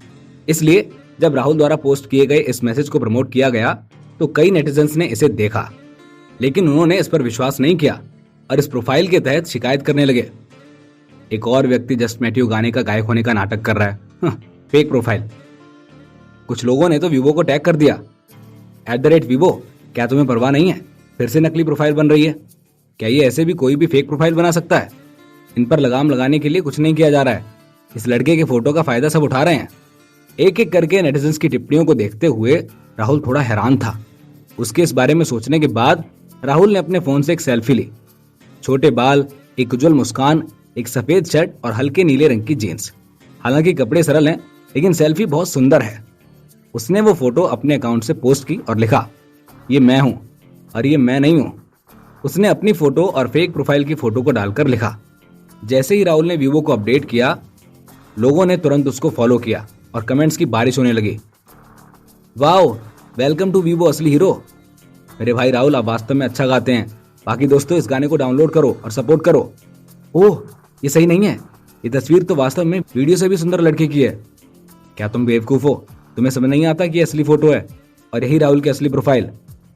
विश्वास नहीं किया जा सकता था कि महज कुछ ही देर में राहुल के फैन पेज बन गए और कमेंट्स में सब आपसी जुबानी लड़ाई में कूद पड़े राहुल के नाम को सही ठहराने के लिए। दोस्तों, इस फेक प्रोफाइल को रिपोर्ट करने के लिए आओ हाथ मिलाएं। ओ बेवकूफ आदमी, जो भी नाम है तेरा, एक बार अच्छे से देख ले पहले। ये असली प्रोफाइल है, इसको रिपोर्ट मत कर देना भाइयों। इस गधे की बात मत सुनो। जस्ट मेट यू वास्तव में एक बहुत अच्छा गाना है।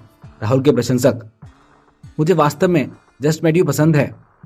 जस्ट मेट यू सुनने के बाद मैंने अपना प्यार कबूल करने का फैसला किया। ऐसे ही राहुल के प्रोफाइल पर कमेंट्स की बहार आ गई, लाइक्स का तूफान आ गया। राहुल के वीवो पर लगातार लगभग 1000 कमेंट्स हैं, जिनमें से ज्यादातर उसके फैंस के हैं और उन्होंने पूरी तरह से स्क्रीन पर कब्जा कर लिया है। इसमें वो नेटिजन्स जो इस वीवो पर विश्वास नहीं करते हैं, अंततः रीजनेबल हो गए। सभी नेटिजन्स ने पाया कि राहुल की वीवो प्रोफाइल वास्तव में व्यक्तिगत है, क्योंकि ये अब एक वेरीफाइड प्रोफाइल बन चुकी थी। राहुल को ये बोलकर वेरीफाई किया गया था कि वो न्यू आर्टिस्ट मीडिया कंपनी का एक साइन कलाकार है। न्यू आर्टिस्ट मीडिया, क्या ये वही मीडिया कंपनी है जो मनोरंजन उद्योग के 3 दिग्गजों में से एक है? अरे ये तो Radhopur university of performing arts के विभाग से सिंगर राहुल है। वेरिफिकेशन होने के बावजूद अभी भी कुछ लोग हैं जो हिचकिचा रहे हैं। बहुत से लोग इस वीवो की ऑथेंटिसिटी पर भी विश्वास नहीं करते हैं। जब पलाश के ड्राइवर ने सोना को कंपनी ऑफिस में पहुंचाया तो समय शाम के 5:10 हो गया था। राहुल की प्रोफाइल पर फैंस की संख्या 53 से बढ़कर 53,000 हो गई थी। वैसे तो राहुल को इस सबसे फर्क नहीं पड़ता है कि यहाँ उसे कितने फैंस वास्तव में पसंद करते हैं, पर राहुल अभी बहुत खुश है। वैसे अभी तो ये केवल पहला कदम है, भविष्य में और भी बहुत कुछ होगा। पापा, मैं आपको ढूंढते हुए यहाँ पर आई हूँ। सोना अपनी बाहों में एक छोटा स्कूल बैग लेकर राहुल के कार्यालय में घुस गई। राहुल ने आगे बढ़कर सोना को गले लगाया। अरे, ये मेरी सोना यहाँ है? अच्छा बताओ, आपको यहाँ कौन लाया? ये लेकर आए हैं। सोना ने अपना सर झुकाया। इन्होंने ये भी कहा है कि वो मुझे बाद में कुछ स्वादिष्ट भोजन भी खिलाएंगे। पापा, ये जगह क्या है? ये इतनी बड़ी है। राहुल ने सोना के छोटे से गाल को चूमा और कहा, ये वही जगह है जहाँ पापा काम करेंगे। तुम स्कूल के बाद हर दिन यहीं पर आओगी। तो पापा, क्या हम अब यहाँ रहने वाले हैं? क्या ये हमारा घर है? राहुल ने छोटी सी सोना को गले लगाया और सोफे पर बिठा दिया। अगर सोना को ये पसंद है तो जब नीचे की जगह पूरी तैयार हो जाएगी तो सोना यहीं रहेगी। बढ़िया, सोना के पास अब एक और परिवार है। सोना ने अपनी नन्ही हथेलियों से ताली बजाई। उसका छोटा सा चेहरा एक्साइटमेंट से दमक उठा। तभी इस समय दरवाजे पर दस्तक हुई। अंदर आए। राहुल ने सोना को सोफे पर ही बैठे रहने दिया और दरवाजे की तरफ देखा। पलाश की सुंदर सेक्रेटरी उर्मिला फलों की प्लेट और ढेर सारे स्नैक्स के साथ आई और उन्हें छोटे सोफे के सामने कॉफी टेबल पर रख दिया। सोनाक्षी की आंखें चमक उठी और उसने राहुल से कहा, पापा, ये वही दीदी हैं जो मुझे यहाँ लेकर आई थी। थैंक यू उर्मिला, हमारी सोना को यहाँ तक लाने के लिए। अरे मिस्टर राहुल, इसमें थैंक यू की क्या बात है? ये तो मेरा काम है और इसके अलावा मैं सोना को बहुत पसंद करती हूँ। ये बहुत क्यूट है। उर्मिला ने अपना सर थोड़ा हिलाया। अरे छुपो मत, तुम बाहर आकर राहुल अंकल को हेलो क्यों नहीं बोलती हो? Uncle Rahul hello. पलाश की बेटी रोमिला शर्माते हुए दरवाजे से अंदर आई और राहुल को शर्माते हुए नमस्ते कहा। तुम भी बहुत क्यूट हो रोमिला। राहुल मुस्कुराया और रोमिला को हाथ हिलाया। यहाँ आओ। रोमिला शर्मा गई और आगे बढ़ गई। उसकी राहुल को देखने की हिम्मत नहीं हुई। मिस्टर राहुल, रोमिला थोड़ा ज्यादा शर्माती है, उर्मिला ने उसे बताया। राहुल ने अपनी आंखें घुमाई। रोमिला, मैंने सुना है कि तुमने आज एक सफेद हंस का चित्र बनाया है, क्या मैं उसे देख सकता हूँ? मैंने उसे सोना को दे दिया। रोमिला ने अपना सर नीचे किया और उसकी आवाज बहुत धीमी थी। पापा, वो मेरे पास है। सोना ने उत्साह से अपने स्कूल बैग से ड्राइंग पेपर के 2 टुकड़े निकाले और उन्हें राहुल को दिखाया। मुझे एक नजर देखने दो। राहुल ने मुस्कुराते हुए ड्राइंग पेपर के 2 टुकड़े लिए और इसी समय रोमिला भी वो चित्र देखने राहुल के पास आ गई। राहुल ने ड्राइंग पेपर के 2 टुकड़ों को देखा और लगभग हंस पड़ा। वो चित्र वास्तव में बहुत अच्छे हैं। बदसूरत बतख का बच्चा हो या सफेद हंस, रंग तो सही है लेकिन आकार। बदसूरत बतख का बच्चा वास्तव में बतख के आकार का है, लेकिन उसकी गर्दन छोटी है और उसके सर पर मुर्गे की तरह पंख हैं। और तो और बतख का सर, हंस का शरीर और पूंछ मोर की तरह विचित्र है। पापा, क्या लगता है आपको, क्या ये पेंटिंग बहुत अच्छी नहीं है? सोना ने उम्मीद से राहुल को देखा। रोमिला ने भी चुपके से अपना सर उठाया। राहुल ने दोनों छोटे बच्चों को देखा और मुस्कुराते हुए कहा, पेंटिंग बहुत अच्छी है। मुझे लगता है कि जब आप दोनों बड़े हो जाओगे ना, तो आप दोनों महान चित्रकार बन जाओगे। ये देखकर कि राहुल बच्चों को खुश करने के लिए क्लियरली झूठ बोल रहा था, उर्मिला ने अपना मुंह ढक लिया और हल्के से हंसी। राहुल ने हंसती हुई उर्मिला को देखा और मुस्कुराते हुए कहा, thank you again miss Urmila. Mister Rahul please, आप मुझे मेरे नाम से ही बुलाइए। उर्मिला ने अपना हाथ लहराया। पलाश सर ने मुझे कहा है कि अगर आप व्यस्त रहते हैं तो भविष्य में मैं सोना और रोमिला को लाने ले जाने का काम करूं, लेकिन अगर आप हमेशा इतने पोलाइट रहेंगे और बात बात पर थैंक यू बोलेंगे तो मेरे लिए बहुत अजीब हो जाएगा। ठीक है फिर, राहुल ने कहा। उर्मिला, क्या हमारी कंपनी के पास पियानो है? जी हाँ है ना, मेरे पास मेरे कार्यालय में है। उर्मिला ने सर हिलाया। क्या आप उसका इस्तेमाल करना चाहते हैं? राहुल ने खुशी से कहा, ये तो बहुत अच्छा है। दरअसल सोना को पियानो बजाना बहुत पसंद है। मुझे लगता है कि भविष्य में व्यस्त होने पर मैं उसे खुद से खेलना सीखने दे सकता हूँ। सोना भी से पियानो बजा सकती है? उर्मिला ने सोना को आश्चर्य से देखा।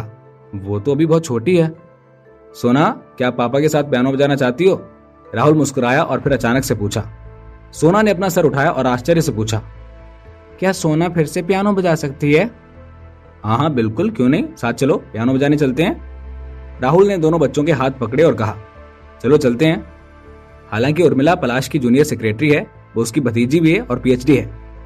उर्मिला के लिए एक कैबिन तैयार किया गया था जो 21वीं मंजिल के पश्चिमी छोर पर है। सब लोग सीधे उर्मिला के ऑफिस तक पहुंचे। उर्मिला का ऑफिस देखकर राहुल की आंखें फटी की फटी रह गई, क्योंकि कैबिन को 2 भागों में डिवाइड किया गया था। एक भाग में नॉर्मल ऑफिस एक्सेसरीज हैं, desk, filing, cabinet, video projection उपकरण, और दूसरा भाग जहां मनोरंजन के लिए सोफा और चाय की मेज का उपयोग किया जा सकता है, वहां इन सब की जगह एक पियानो और कुर्सी रखी हुई है। उर्मिला, ये तो वास्तव में बहुत सुंदर है। राहुल ने उर्मिला के कैबिन में चारों ओर नजर डाली और मुस्कुराते हुए कहा। उर्मिला ने दरवाजा बंद कर दिया और समझाया, मेरे यहाँ आमतौर पर कोई नहीं होता है और ज्यादातर काम चेयरमैन के ऑफिस में किया जाता है, इसीलिए मैं आमतौर पर इसका उपयोग नहीं करती हूँ। पर यह बुरा नहीं है, उल्टा लाजवाब है। इतना कहकर राहुल सोना को पियानो तक ले गया। सोना, क्या तुम दीदी के लिए गाना बजा सकती हो? अच्छा। सोना ने अपना सर झुकाया और कहा, पर मैं क्या बजाऊं? सोना को जो भी आता है। उर्मिला ने मुस्कुराकर सोना को कहा और वहां रखी एक कुर्सी पर बैठ गई। पापा के पास आने से पहले मेरी मम्मा ने मुझे एक नया गाना सिखाया था, मैं वही सुना देती हूँ। सोना ने गर्व से अपना छोटा सा सीना फुलाया। मैं शुरू करने जा रही हूँ। ये कहते हुए सोना ने सभ्य तरीके से पियानो पर हाथ रखा। सुरीले पियानो की आवाज सुनाई दी। उसके बाद सोना की प्यारी आवाज आई, happy birthday to you, happy birthday to you, happy birthday to you, happy birthday to you. हंसमुख धुन, सरल बोल, देखने में साधारण लगता है, लेकिन जब 4 साल का बच्चा ये धुन बजाता है तो कमाल लगता है। सोना वास्तव में पियानो बजा सकती है और वो इसे बहुत अच्छी तरह से बजाती है। उर्मिला वास्तव में सोना को देखकर चकित थी। दरअसल उसने सोचा था कि राहुल सोना की प्रतिभा के बारे में डींगे मार रहा है क्योंकि वो सोना पर ध्यान नहीं दे पा रहा है, लेकिन हैरानी की बात यह थी कि उसने जो कुछ भी कहा था वो सच निकला। न सिर्फ वो पियानो बड़ी आसानी से बजा सकती थी, बल्कि इतनी खूबसूरती से गा भी रही थी। गाना बजाने और गाने के बाद तालियां बज उठी। सोना, तुम तो कमाल हो। रोमिला की भी बड़ी बड़ी आंखें चमक रही थीं और उसके छोटे छोटे हाथ जोर से तालियां बजा रहे थे। उर्मिला सोना के पास गई और उसे अपनी गोदी में उठाकर उसके गालों पर प्यार करते हुए बोली, वाह सोना बच्चा, आप तो आर्टिस्ट हो, क्यों ना न्यू आर्टिस्ट मीडिया कंपनी आपको भी हायर कर ले। ये बोलकर वो जोर जोर से हंसने लगी और राहुल भी हंसने लगा। सोना और रोमिला को ये जोक समझ नहीं आया और वो दोनों बस इन दोनों को देखते रहे। तो अब क्या होगा आगे? क्या सोना के थ्रू राहुल और उर्मिला के बीच कोई रिश्ता जुड़ेगा या फिर मिली राहुल की जिंदगी में वापस आ जाएगी? इस प्यारी सी कहानी में क्या होगा अगला ट्विस्ट, ये जानने के लिए जुड़े रहिए पॉकेट एफएम के साथ। Thank you. सोना ने विनम्रता से उर्मिला को धन्यवाद कहा, फिर राहुल को देखने के लिए मुड़ी। राहुल ने छोटी बच्ची के सिर को छुआ और मुस्कुराते हुए कहा, ओ, मुझे उम्मीद नहीं थी कि हमारी सोना इतनी काबिल है। वो जो गाना गाती है वो तो पापा के मुकाबले बहुत बेहतर है। ही। सोना मुस्कुराई। मिस्टर राहुल, क्या आप सोना के लिए पर्सनल ट्रेनर रखने पर विचार करना चाहते हैं? उर्मिला ने कहा। हमारी कंपनी के पास डांस, इंस्ट्रूमेंट प्लेइंग और सिंगिंग कोचेस हैं। सोना के टैलेंट को देखकर मुझे लगता है कि वो जल्द ही मनोरंजन उद्योग की सदस्य बन सकती है। भूल जाओ, राहुल ने सीधे तौर पर उर्मिला को मना किया। मैं बस यही चाहता हूँ कि सोना स्वस्थ और खुश रहे, उसके अपने शौक हों, उसके अपने विचार हों, उसका ऐसा जीवन हो जो आज तक मुझे नहीं मिला। उर्मिला थोड़ी देर के लिए चुप हो गई और फिर बस वो बोलने ही वाली थी कि ऑफिस के फोन की घंटी बज उठी। फोन पर पलाश था। उसने उर्मिला को उसके ऑफिस में बुलाया। उर्मिला, राहुल, सोना और रोमिला को वहीं छोड़कर चेयरमैन ऑफिस में गई। जब उर्मिला वापस आई तो आधा घंटा हो चुका था। उसके ऑफिस में राहुल, सोना और रोमिला अच्छा समय बिता रहे थे। जब उन्होंने उर्मिला को वापस आते देखा तो उन्होंने अचानक कहा, उर्मिला, क्या आप मेरे लिए एक फेवर कर सकती हैं? तो उर्मिला ने मुस्कुराते हुए कहा, मिस्टर राहुल, मैं करूंगी, लेकिन हम चलते समय बात करते हैं ना। पलाश सर पहले से ही गैरेज में आपका इंतजार कर रहे हैं। चिंता मत करो, कुछ मिनटों के लिए, मैं देरी नहीं करूंगा। राहुल ने अपना हाथ हिलाया। दरअसल अभी अभी मैंने सोना को एक गाना सिखाया और अब मैं इसे रिकॉर्ड करना चाहता हूँ। क्या आप इसे रिकॉर्ड करने में हमारी मदद कर सकती हैं? क्या? मैं तो अभी बस थोड़ी देर के लिए गई थी और आपने सोना को एक गाना सिखा दिया? उर्मिला ने अपनी पलकें झपकाई और अविश्वास से राहुल को देखा। राहुल ने हाँ में अपना सिर हिलाया। वास्तव में राहुल भी बहुत हैरान था। उसे इसकी उम्मीद नहीं थी। वैसे तो सोना बच्ची ही है, पर वो बहुत स्मार्ट भी है। लेकिन उसकी सुपर संगीत प्रतिभा का उल्लेख ना तो सोना ने कभी किया और ना ही उसकी माँ ने। यहाँ तक कि सोना के पास समझने की क्षमता भी खूब है। वो अभी इस गाने को रिकॉर्ड करना चाहता है और सोना को घर लौटने के पहले कुछ दिनों तक इसका अभ्यास करवाना चाहता है। सोनाक्षी कितना अच्छा गाती है। रोमिला सोना की छोटी फैन गर्ल बन गई है और उसकी मदद करने लगी है।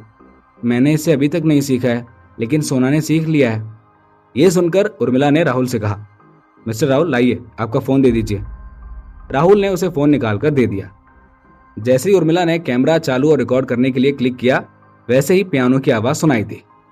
सोना ने पलटकर राहुल को देखा और पूछा, पापा, क्या आप लिटिल स्टार गा सकते हैं? राहुल गा तो सकता है, लेकिन उसने मना कर दिया ताकि वही गाए। नहीं बेटा, मुझे तो नहीं आता। राहुल ने सोना को कोमलता से देखा और अपना सर हिलाया। तो मैं आपको सिखाऊंगी। ठीक है, सिखाओ। राहुल के ये बोलते ही सोना गाने लगी। Twinkle twinkle little star, how I wonder what you are. अब पापा आप गाओ। सोना के बोलने पर राहुल ने गाया, लेकिन उसने जानबूझकर गलत गाया ताकि सोना उसे सही कह सके। Twinkle twinkle little star, how I wonder what you are. आप सुर में नहीं है पापा। सोना की बात सुनकर उर्मिला और राहुल जोर जोर से हंसने लगे। उन्हें देखकर सोना भी खुशी से हंस पड़ी। तेज धुन, पिता और बेटी की बातचीत, इस तरह की जुगलबंदी ने उर्मिला के गानों को एक पल में मोह लिया। इसके बाद नया गाना शुरू हो गया। मेरे एक अपना अजय 3 सर और 6 भुजाओं वाला, और उसकी हथेलियां थोड़ी मोटी हैं, उसने मुझे चलना सिखाया। सोना की सुंदर आवाज ताल से भरी है, अद्भुत। ये सोचते हुए राहुल ने सोना को कोमलता से देखा। ऐसा लग रहा था कि उसकी दोनों उंगलियां पियानो के कीज पर नाच रही हैं। सोना के गाना गाने के बाद राहुल ने गाना शुरू किया। दोनों अब अपनी भावना की जुगलबंदी करने लगे। हे भगवान, मेरे छोटे से बच्चे की रक्षा करने के लिए शुक्रिया। बेटा, आप सबसे खूबसूरत उपहार हैं जो भगवान का प्रेम है मेरे लिए।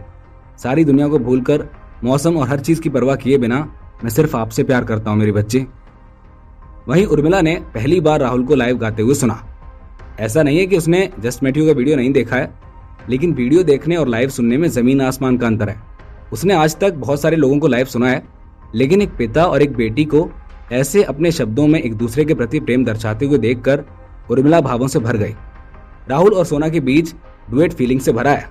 दोनों बाप बेटी ने प्यार के साथ अपने दिल से उसे गाया। जब उर्मिला ने ये गीत सुना तो वो खुद को रोक नहीं सकी। बाबुल बाबुल कहाँ चले गए तुम ही मेरी जमीन और आसमान हो। बच्ची मेरी बच्ची, समय की लहर के साथ तुम हमेशा के लिए मेरे साथ दो। जब अंतिम सुर लगाकर दोनों चुप हो गए तो सोना मुस्कुराई और राहुल की तरफ दौड़ कर आई। राहुल ने सोना को गले से लगाने के लिए हाथ बढ़ाया और उसके छोटे से चेहरे को प्यार किया। एक पल के लिए हवा रुक गई और रोमिला ने ईर्ष्या से पिता और बेटी को देखा। वीडियो बनाने वाली उर्मिला के चेहरे पर कुछ अजीब से भाव थे, क्योंकि वो बाप बेटी को ऐसे देखकर वो अपने पिता के बारे में सोचने लगी थी। फिर उसने अपने मन को ठटोला लेकिन इस गीत के बारे में उसे कोई जानकारी नहीं मिली, तो वो समझ गई कि ये भी अभी ही बनाया गया है। वो सोच में डूब गई। इतना सुंदर राग, इतना मासूम गीत, अगर ये लाइव दिखाया जाएगा तो लोग इसे सुनकर पागल हो जाएंगे। और इतनी छोटी सी बच्ची ने तो कमाल ही कर दिया, वाह। उर्मिला जैसे ही अपने होश में वापस आई, उसने राहुल को फोन वापस किया और कहा, मिस्टर राहुल, क्या ये कोई पुराना गीत है? जी नहीं, ये हमने अभी अभी बनाया है। राहुल ने फोन लिया और मुस्कुराया। लेकिन उर्मिला, इस गाने को फिलहाल सीक्रेट रखा जाना है, इसलिए प्लीज मिस्टर पलाश को मत बताना। इसी तरह 5 दिन बीत गए। पिछले कुछ दिनों में राहुल ने सोना के साथ बनाए गाने का नाम रख दिया हम किधर जा रहे पापा। और तो और, इसी बीच राहुल ने इसके म्यूजिक साउंड ट्रैक को रिकॉर्ड और मिक्स किया और वेदवती पब्लिशिंग हाउस के बच्चों के विभाग का दौरा करने के लिए भी समय निकाला, क्योंकि राहुल सोना की गुड नाइट स्टोरी के पब्लिश सैंपल को देखना चाहता था। वो कुछ फेरी टेल वॉल्यूम और पिक्चर्स के सेटिंग से संतुष्ट नहीं था, इसीलिए वो नेहा को गाइड करने के लिए पर्सनली पब्लिशिंग हाउस के ऑफिस गया। सोना का भी इन दिनों सब कुछ अच्छा चल रहा था। वो दिन में स्कूल जाती, शाम को सिंगिंग प्रैक्टिस करने के लिए घर जाती और बिस्तर पर जाने से पहले वो अपने पिता द्वारा बनाई गई नई नई कहानियां सुनती। वहीं जस्ट मेट यू सॉन्ग को पेंगुइन म्यूजिक पर अपलोड किए हुए 5 दिन हो चुके हैं। पहले दिन जस्ट मेट यू गीत नई सूची में दिखाई दिया और शाम के 12 बजे तक सिर्फ 8 घंटों में हिट की संख्या आश्चर्यजनक रूप से 2 लाख तक पहुंच गई और डाउनलोड और सब्सक्रिप्शन की संख्या 50,000 पार हो गई। 5वें दिन यानी कि आज हिट्स की संख्या 8 लाख तक पहुंच गई है और डाउनलोड और सब्सक्रिप्शन की संख्या 3 लाख तक पहुंच गई है और ये संख्या अभी भी बढ़ती जा रही है। अच्छी साउंड क्वालिटी के साथ जस्ट मेट यू के फुल वर्जन को डाउनलोड करने के लिए 100 रुपए की जरूरत होती है, जो वेबसाइट और गायक के बीच 50-50 डिवाइड होता है। यानी कि सिर्फ 5 दिनों में पेंगुइन म्यूजिक से राहुल की इनकम 1.5 लाख तक पहुंच गई है। इस बेहद अच्छी खबर के अलावा राहुल के वीवो प्रोफाइल में भी बहुत अच्छे परिवर्तन हुए हैं। प्रोफाइल बनाने के बाद से उसने केवल 2 वीवो पोस्ट किए हैं और उसके फैंस की संख्या 53 से बढ़कर सीधे 6 लाख से ज्यादा हो गई है। हालांकि इसकी तुलना अनुराग के करोड़ों फैन से नहीं की जा सकती है, लेकिन कम से कम इसकी तुलना कुछ वीवो के फैशन परस्तों से की जा सकती है। वीवो पर आपके फॉलोअर्स से अलग अलग सर्टिफिकेशंस आपको मिलते हैं जो आपके फेम को दर्शाते हैं। जैसे कराटे या ताइक्वांडो में अलग अलग रंग के बेल्ट मिलते हैं, जिससे आपको पता चलता है कि कौन सा खिलाड़ी किस लेवल का है। ठीक वैसा ही यहाँ पर भी होता है। वीवो पर प्रोफाइल बनाते हुए ही आपको ऑरेंज सर्टिफिकेशन मिलता है और सबसे ऊंचा होता है platinum V certificate. Orange V certification से लेकर गोल्ड वी तक राहुल के भी रेगुलर फैंस का एक समूह बन गया है। आज शनिवार था। आज वही दिन था जब Radhopur university of performing arts ने अपने परफॉर्मेंस की सूचना दी थी। राहुल, क्या तुम तैयार हो? पलाश, जो अभी अभी साफ सुथरा सूट पहने हुआ था, सुबह सुबह राहुल के घर आया। क्योंकि उस दिन शनिवार था और स्कूल बंद था, इसलिए पलाश रोमिला को अपने साथ नहीं लाया। मैंने कहा, भाई पलाश, अब जल्दी में क्यों है? राहुल पीछे के कमरे में सोनाक्षी को नहलाने के बाद तैयार कर रहा था। अरे भाई, क्या तुम ये देख नहीं रहे कितना टाइम हो गया है? मुझे तो रेस्टलेस फील हो रहा है और तुम इसको आराम से ले रहे हो। पलाश लिविंग रूम में बैठा और समय देखने के लिए बार बार अपनी घड़ी देख रहा था। वैसे मैं तुम्हें बता दूं, मैं कहीं नहीं दिखूंगा, बस भीड़ में छिपकर तुम्हें देखूंगा और तुम्हारी जीत का इंतजार करूंगा। नहीं। एक सफेद शर्ट, नीली जींस और सर पर बेसबॉल टोपी पहने हुए राहुल ने सोना को बाहर निकाला। ऑरेंज लाइट मीडिया वालों से आपको मिलना नहीं चाहिए? राहुल ने पलाश से पूछा। अरे नहीं, 2 प्रमुख मीडिया कंपनी वाले एक साथ दिखेंगे तो तकलीफ हो सकती है। ऑरेंज लाइट वालों को ये अच्छा नहीं लगेगा। पलाश ने बात पलटी और सोनाक्षी को देखकर कहा, ओ, आज हमारी सोना कितनी खूबसूरत दिख रही है। राहुल ने अपना सर घुमाया। जब उसने सोना को देखा जो राहुल का पीछा कर रही है, तो उसकी आंखें चमक उठी। आज सोना को राहुल ने बहुत खूबसूरती से तैयार किया था। जब वो चल रही थी तो वो एक सुंदर नीली तितली की तरह दिख रही थी। थैंक यू अंकल, आप भी आज बहुत अच्छे दिख रहे हैं। सोना आज बहुत खुश है। ऐसा कुछ भी नहीं है जो उसे अपने पापा के साथ परफॉर्म करने से ज्यादा खुश करता हो। अच्छा, तो क्या अंकल रोज हैंडसम नहीं दिखते? पलाश ने सोना से मजाक में कहा। नहीं अंकल, आप रोज ही हैंडसम दिखते हैं, सोना ने मासूमियत से कहा। लेकिन आज आप और भी हैंडसम दिख रहे हैं। मुझे ये सुनकर बहुत अच्छा लगा, थैंक यू। पलाश हंस पड़ा। भाई पलाश, मेरा सुझाव है कि आपको वहां मौजूद रहना होगा सबके सामने। राहुल ने बाहर जाते हुए पलाश से कहा। देखो, ऑरेंज लाइट मीडिया ने कहा है कि जो भी जीतेगा वो उसे पैसे के साथ अपनी कंपनी से जुड़ने का भी मौका देगा। मैं अगर वहां सबके सामने आ गया तो उन्हें अच्छा नहीं लगेगा और ये हमारे प्रोफेशन के एथिक्स के खिलाफ हो जाएगा। इसलिए तुम समझो इस बात को। और वैसे भी तुम तो जीत ही रहे हो, तो मैं सामने रहूं या पीछे, इससे क्या फर्क पड़ता है? बस डर है तो इस बात का कहीं तुम मेरी कंपनी छोड़कर उनकी कंपनी ना ज्वाइन कर लो। पलाश ने मजाक भरे स्वर में कहा। हाँ, अगर ज्यादा पैसे देंगे तो सोचूंगा। राहुल के इतना बोलते ही दोनों जोर से हंसने लगे। पलाश जानता है कि राहुल अब कहीं नहीं जाएगा, क्योंकि अब वो दोस्त पहले हैं और कंपनी और क्लाइंट बाद में। तो आगे क्या होगा? क्या राहुल जीतेगा? अगर हाँ, तो क्या होगा राहुल का अगला कदम? इस प्यारी सी कहानी में क्या होगा अगला ट्विस्ट, ये जानने के लिए जुड़े रहिए पॉकेट एफएम के साथ। इसलिए अगर तुम चाहो तो उसे तोड़ सकते हो। पलाश ने राहुल के मजाक को आगे बढ़ाया। राहुल ने उसे देखकर अपनी आंखें सिकोड़ ली और दोनों हंसने लगे। हंसते हंसते पलाश ने मन की बात राहुल से कह दी। वैसे भी इससे कोई फर्क नहीं पड़ता कि तुम कहां जाते हो, क्योंकि सोनाक्षी स्टूडियो के पास हमारी कंपनी के रेवेन्यू का 20% है, और अगर तुम बाहर जाते हो तो तुम्हें स्टूडियो में लगाया हुआ पैसा पहले वापस करना ही होगा। ये बोलकर पलाश फिर से हंसने लगा, लेकिन राहुल समझ गया कि वो एक तरह से उसे जता रहा है कि वो उसे छोड़कर गया तो उसी का नुकसान है। राहुल ने मनी मन सोचा, धत तरीके, मैंने गलती की। ये आदमी सच में एक बहुत बड़ा बिजनेसमैन है। इसके बाद पूरे रास्ते बातें करते हुए करीब 20 मिनट में वो तीनों यूनिवर्सिटी के परफॉर्मेंस थिएटर में पहुंच गए। राधोपुर यूनिवर्सिटी का अपना थिएटर है, जो एक टीवी स्टेशन के स्टेज की तरह है। इसमें 8000 लोगों के बैठने की व्यवस्था हो सकती है। क्योंकि आज सुबह 9 बजे यहाँ परफॉर्मिंग आर्ट्स डिपार्टमेंट का फाइनल ईयर परफॉर्मेंस आयोजित किया जाएगा, इसलिए थिएटर पहले ही तैयार हो चुका है और लाइट्स, पर्दे, ऑडियो सभी का अरेंजमेंट किया गया है। इस समय कई लोग थिएटर में पहुंच चुके हैं। पलाश जानबूझकर राहुल के साथ नहीं गया और किसी तरह छात्रों के समूह के साथ घुल मिल गया। जब वो स्टेज के पीछे जा रहा था, तब राहुल ने अचानक एक परिचित व्यक्ति को अपनी ओर आते हुए देखा। राहुल उसे देखकर वहीं रुक गया। ये देखकर कि राहुल ने अचानक चलना बंद कर दिया है, सोना ने पूछ लिया, पापा आप क्यों रुक गए? अब अच्छा, हाँ चलो, हम गलत आ गए हैं, चलो वापस पलटते हैं। राहुल ने मुस्कुराते हुए अपना सर हिलाया, दिशा बदली और इधर उधर जाने के लिए रास्ता देखने लगा। तभी अचानक एक आवाज आई, अरे रुको।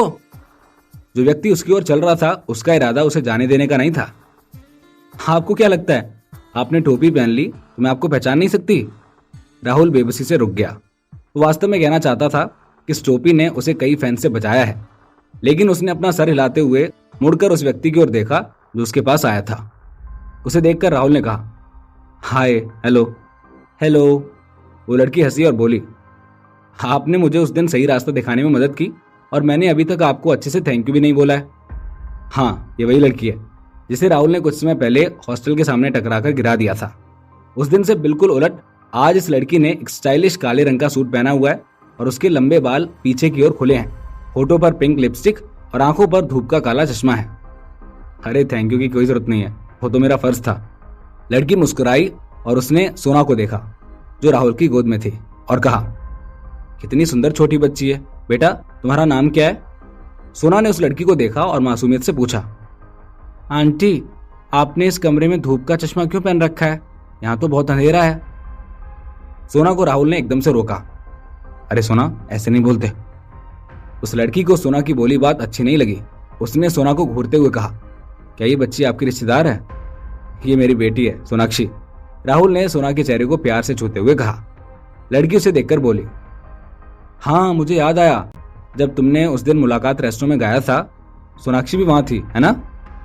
लड़की ने ताली बजाई जैसे उसे बहुत कुछ इंपॉर्टेंट याद आ गया हो। हाँ, राहुल ने सर हिलाया। क्या वो वीडियो आपने भी देखा है? अरे वो वीडियो इतना पॉपुलर है, भला मैं उसे कैसे मिस कर सकती थी? इतना कहकर वो लड़की हंसने लगी। और हाँ, मैं बैंगन म्यूजिक पर गई थी, मैंने वो गाना सुना, जस्ट मेट यू, वो सच में बहुत अच्छा है। Thank you. इतना कहकर राहुल चुप हो गया। फिर वो लड़की बोली, आप तो उस दिन के बाद से ऐसे गायब हुए कि मिलना ही नहीं हुआ। मैंने आपको ढूंढने की बहुत कोशिश की, पर आप मुझे फिर से उस कैंपस में नजर ही नहीं आए। राहुल सकपकाकर उसे देखने लगा और फिर नजरें इधर उधर घुमाने लगा। लड़की समझ गई कि उसका इस तरह से बात करना राहुल को सहज नहीं लग रहा है। उसने फौरन ही राहुल से कहा, वैसे मैं आपसे एक बात पूछना चाहती हूँ, आपने वो जो गाना गाया है वो लिखा किसने है? जी मैंने ही लिखा है। क्या बात कर रहे हैं, सच में?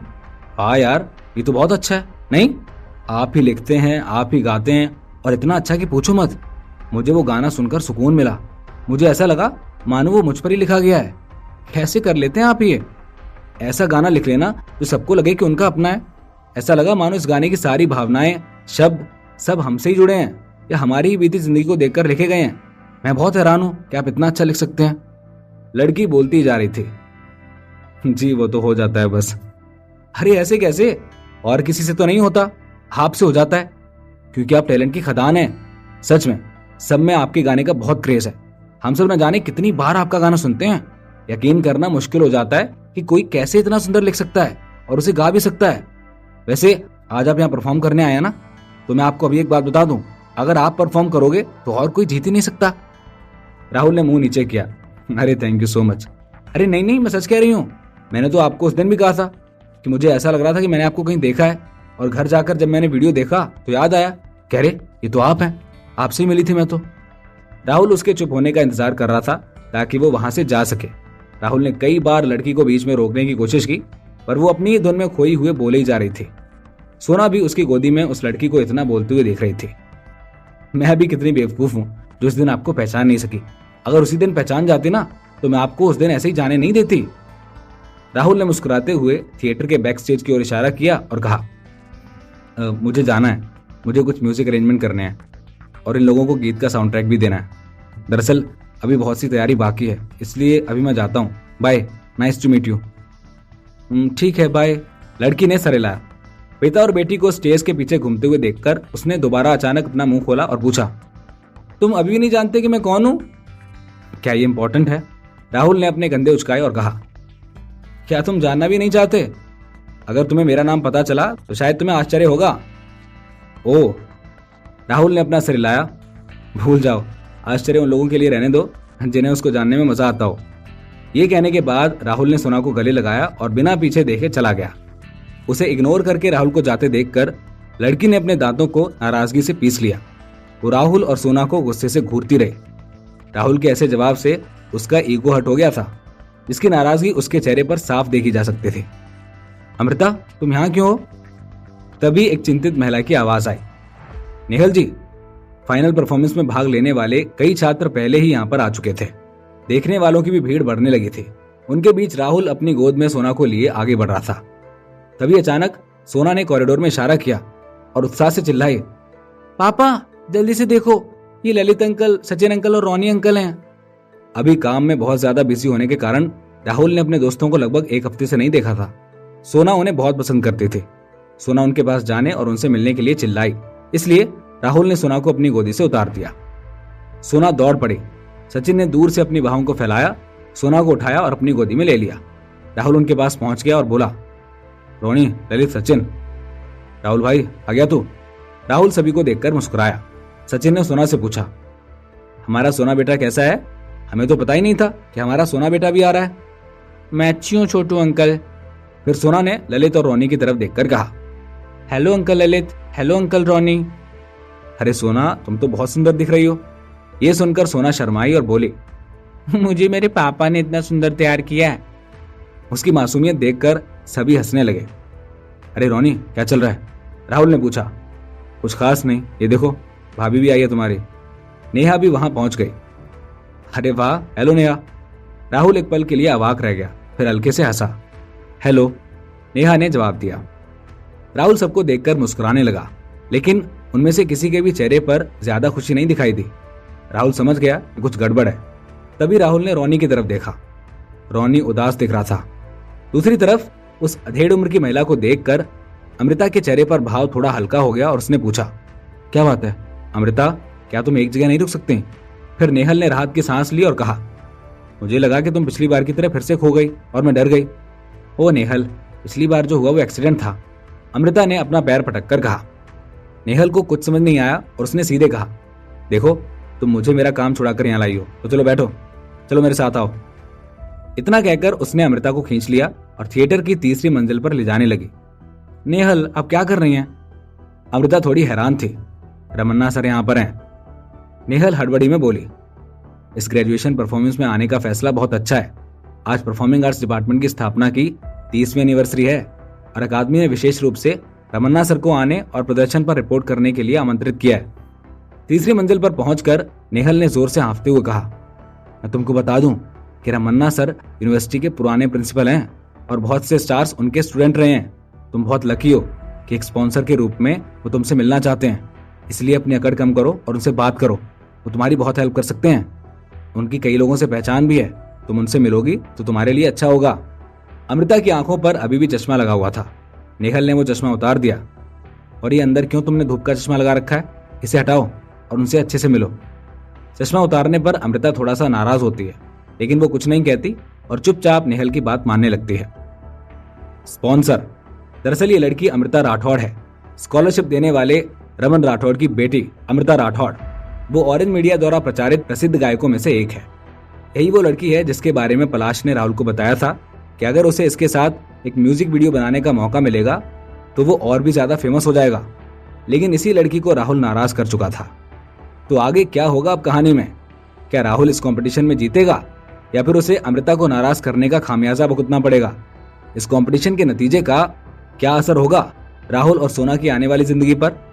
इस प्यारी सी कहानी में क्या होगा अगला ट्विस्ट, ये जानने के लिए जुड़े रहिए पॉकेट एफएम के साथ।